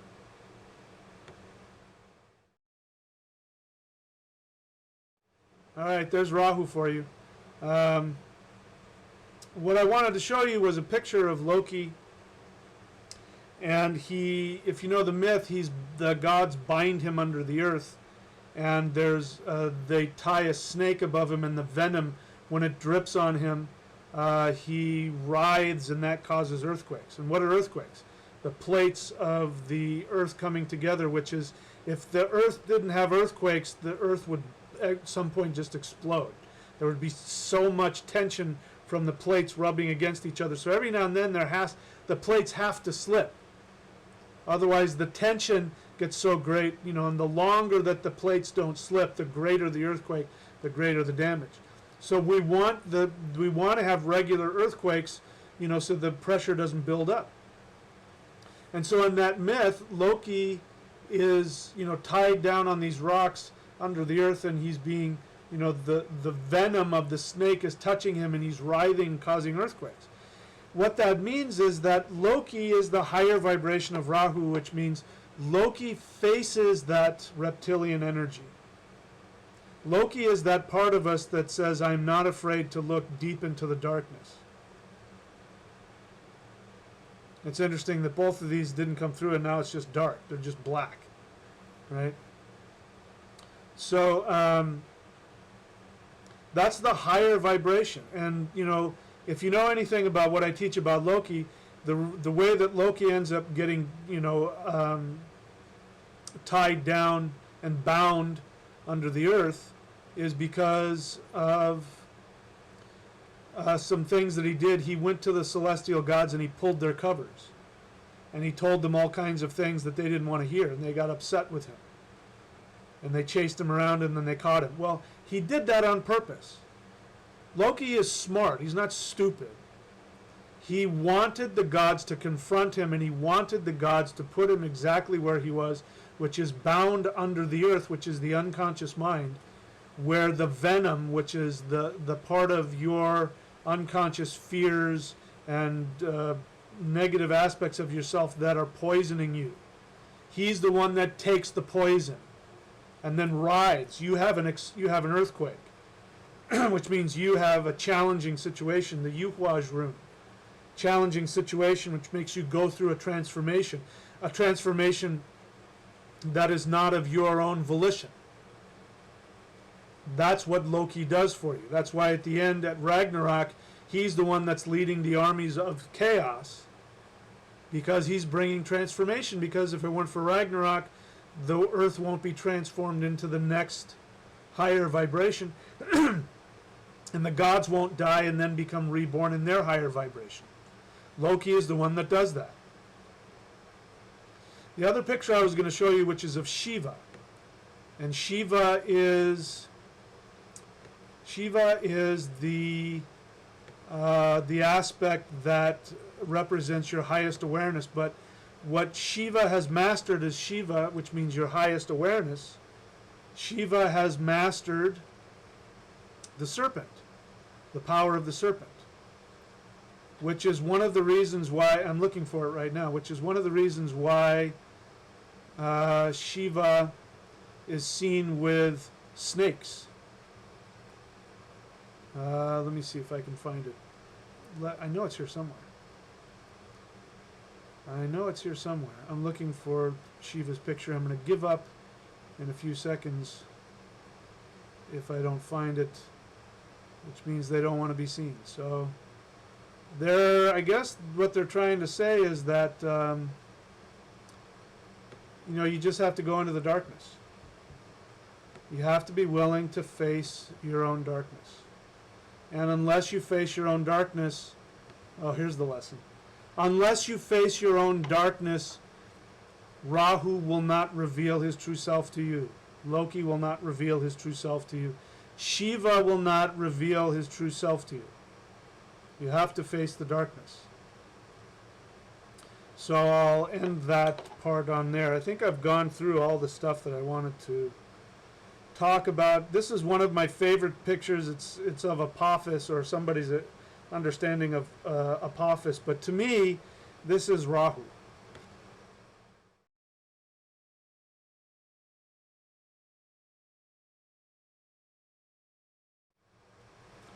I kind of struggled with some of these because I wanted to get some pictures of in the beginning to kind of stimulate people, like this one here.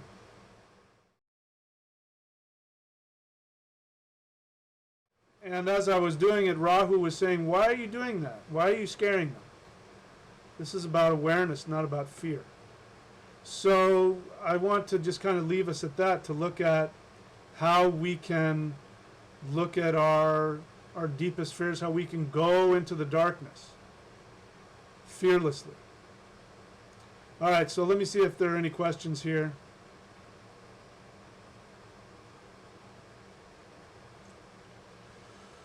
Okay, so again, I'm going to look at the questions. There's a lot of statements here, so I'm not really going to respond to the statements because I'm not an expert in some of the stuff you guys are talking about.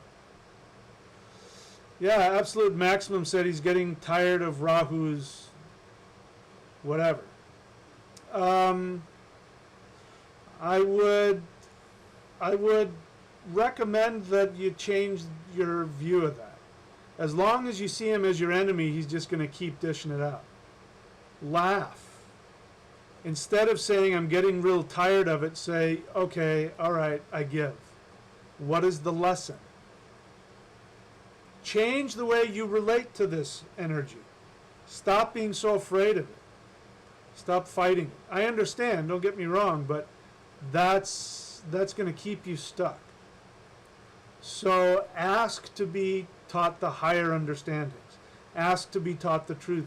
Ask to be shown what your lesson is, and you can change that vibration.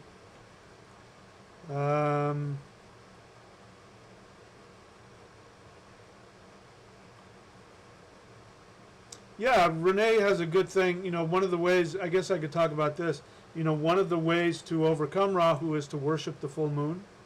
Because the full moon is the full expression of the mind, which is the full reflection of the spirit, which means that your mind is able to connect to your soul. That's all the full moon means. There is actual positive energy that comes from the full moon. Especially the day just before the full moon, that's when the full moon is at its most potent. Because it's still ascending. Once it gets to the top, it starts to fall. So sometimes a full moon is actually the energy starting to decrease. Yeah, the SETI project. I find that so narcissistic. It's so childish to think that, well, this is how we communicate through radio waves, so the aliens must want to use radio waves. How do we know what they want to use? Maybe they've discovered some other technology that we've don't even know exists. It's such a waste of energy. Anyway.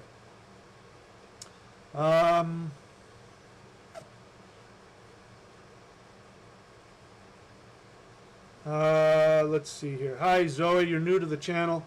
I recommend that you watch more of my videos. You'll get an idea of what it is that I'm really teaching. Do that, before you ask the questions. I've probably answered a lot of those questions in the videos, and you'll find out what my focus is and what's important. So welcome to the channel. I hope that you go onto the channel and watch more of the videos.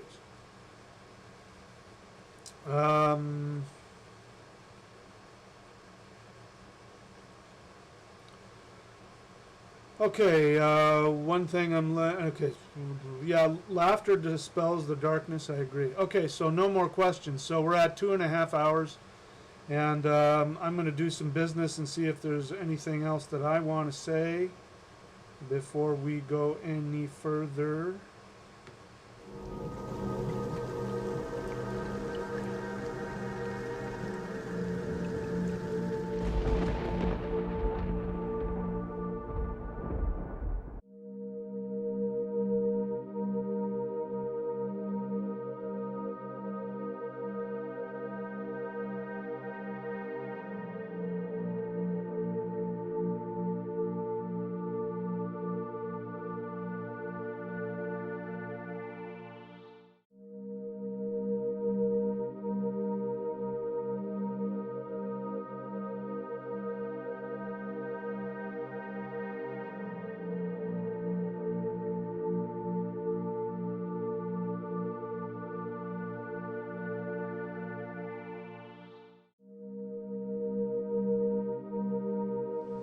Okay, so I was able to find those photos.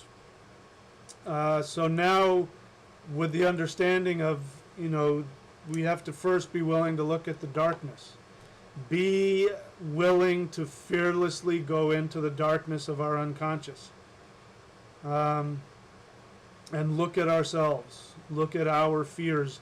Look at how we have created. Listen, there's nothing in your life you haven't created. There are no victims. I don't care how horrible your situations have been. I know you may not see it, you may not like hearing it, but you've created it, either in this life or in a previous life. You've created everything you're experiencing.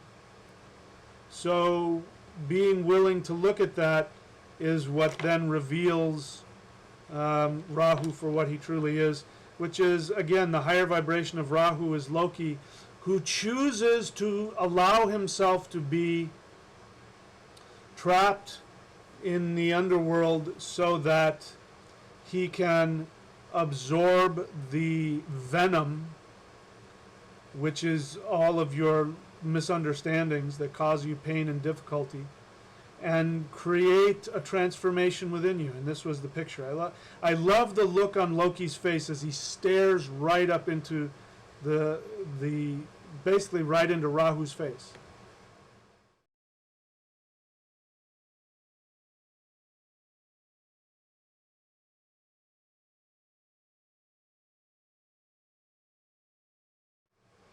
Okay, unfortunately you can't see it, but when you look at it up close, the look on his face is just, his eyes are wide open, and he's looking directly at the serpent, and I love that. That is the attitude we need to have, to be willing to look directly into the eyes of the serpent.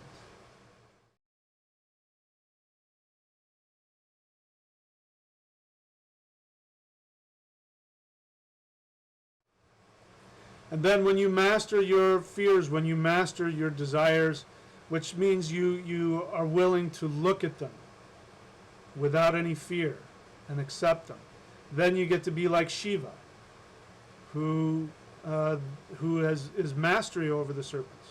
That's one of his names. It's one of Shiva's names, which represents the crown chakra, your highest awareness. He's the master of serpents.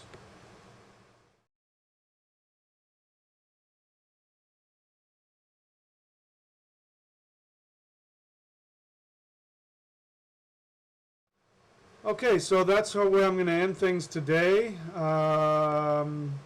If you are on the fence about getting any of the services, I recommend you move on it. I'm starting to get more and more people signing up for stuff, so when I get super busy, there won't be any time left. So if you're waiting to get a reading of some kind, I would suggest doing it now, because I'm starting to get busy. Yeah, Rahu and Loki, Papa Legba, um, all of those teachers of crazy dark wisdom. Yep, that's what we have to master. Okay, so I don't see any more questions, so I'll leave it at that. I've run out of things to say. I'm starting to run on fumes here, so I'm gonna move it along. So I'm trying to see if there's anything else that I need to say. Nope. Just like Shiva is the higher vibration of Rahu in the Vedic, Odin is the higher vibration of Loki. And they work together. You can't have one without the other. And unlike the monotheist religions where, again, there's no point for Christianity without the devil.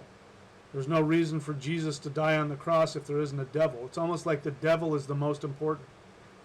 But he's an extreme. He's in the black and white. They only see the fear of the devil. They don't see what he truly is, which is he is the giver of hidden knowledge, which, if you take that knowledge, will offend the ego, the egocentric narcissistic ego, which is Jehovah, and will try and scare you with this face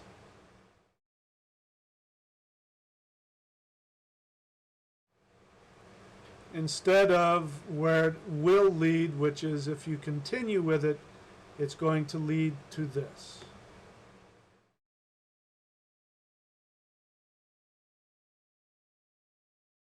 Okay, that's enough out of me. One last check for any questions.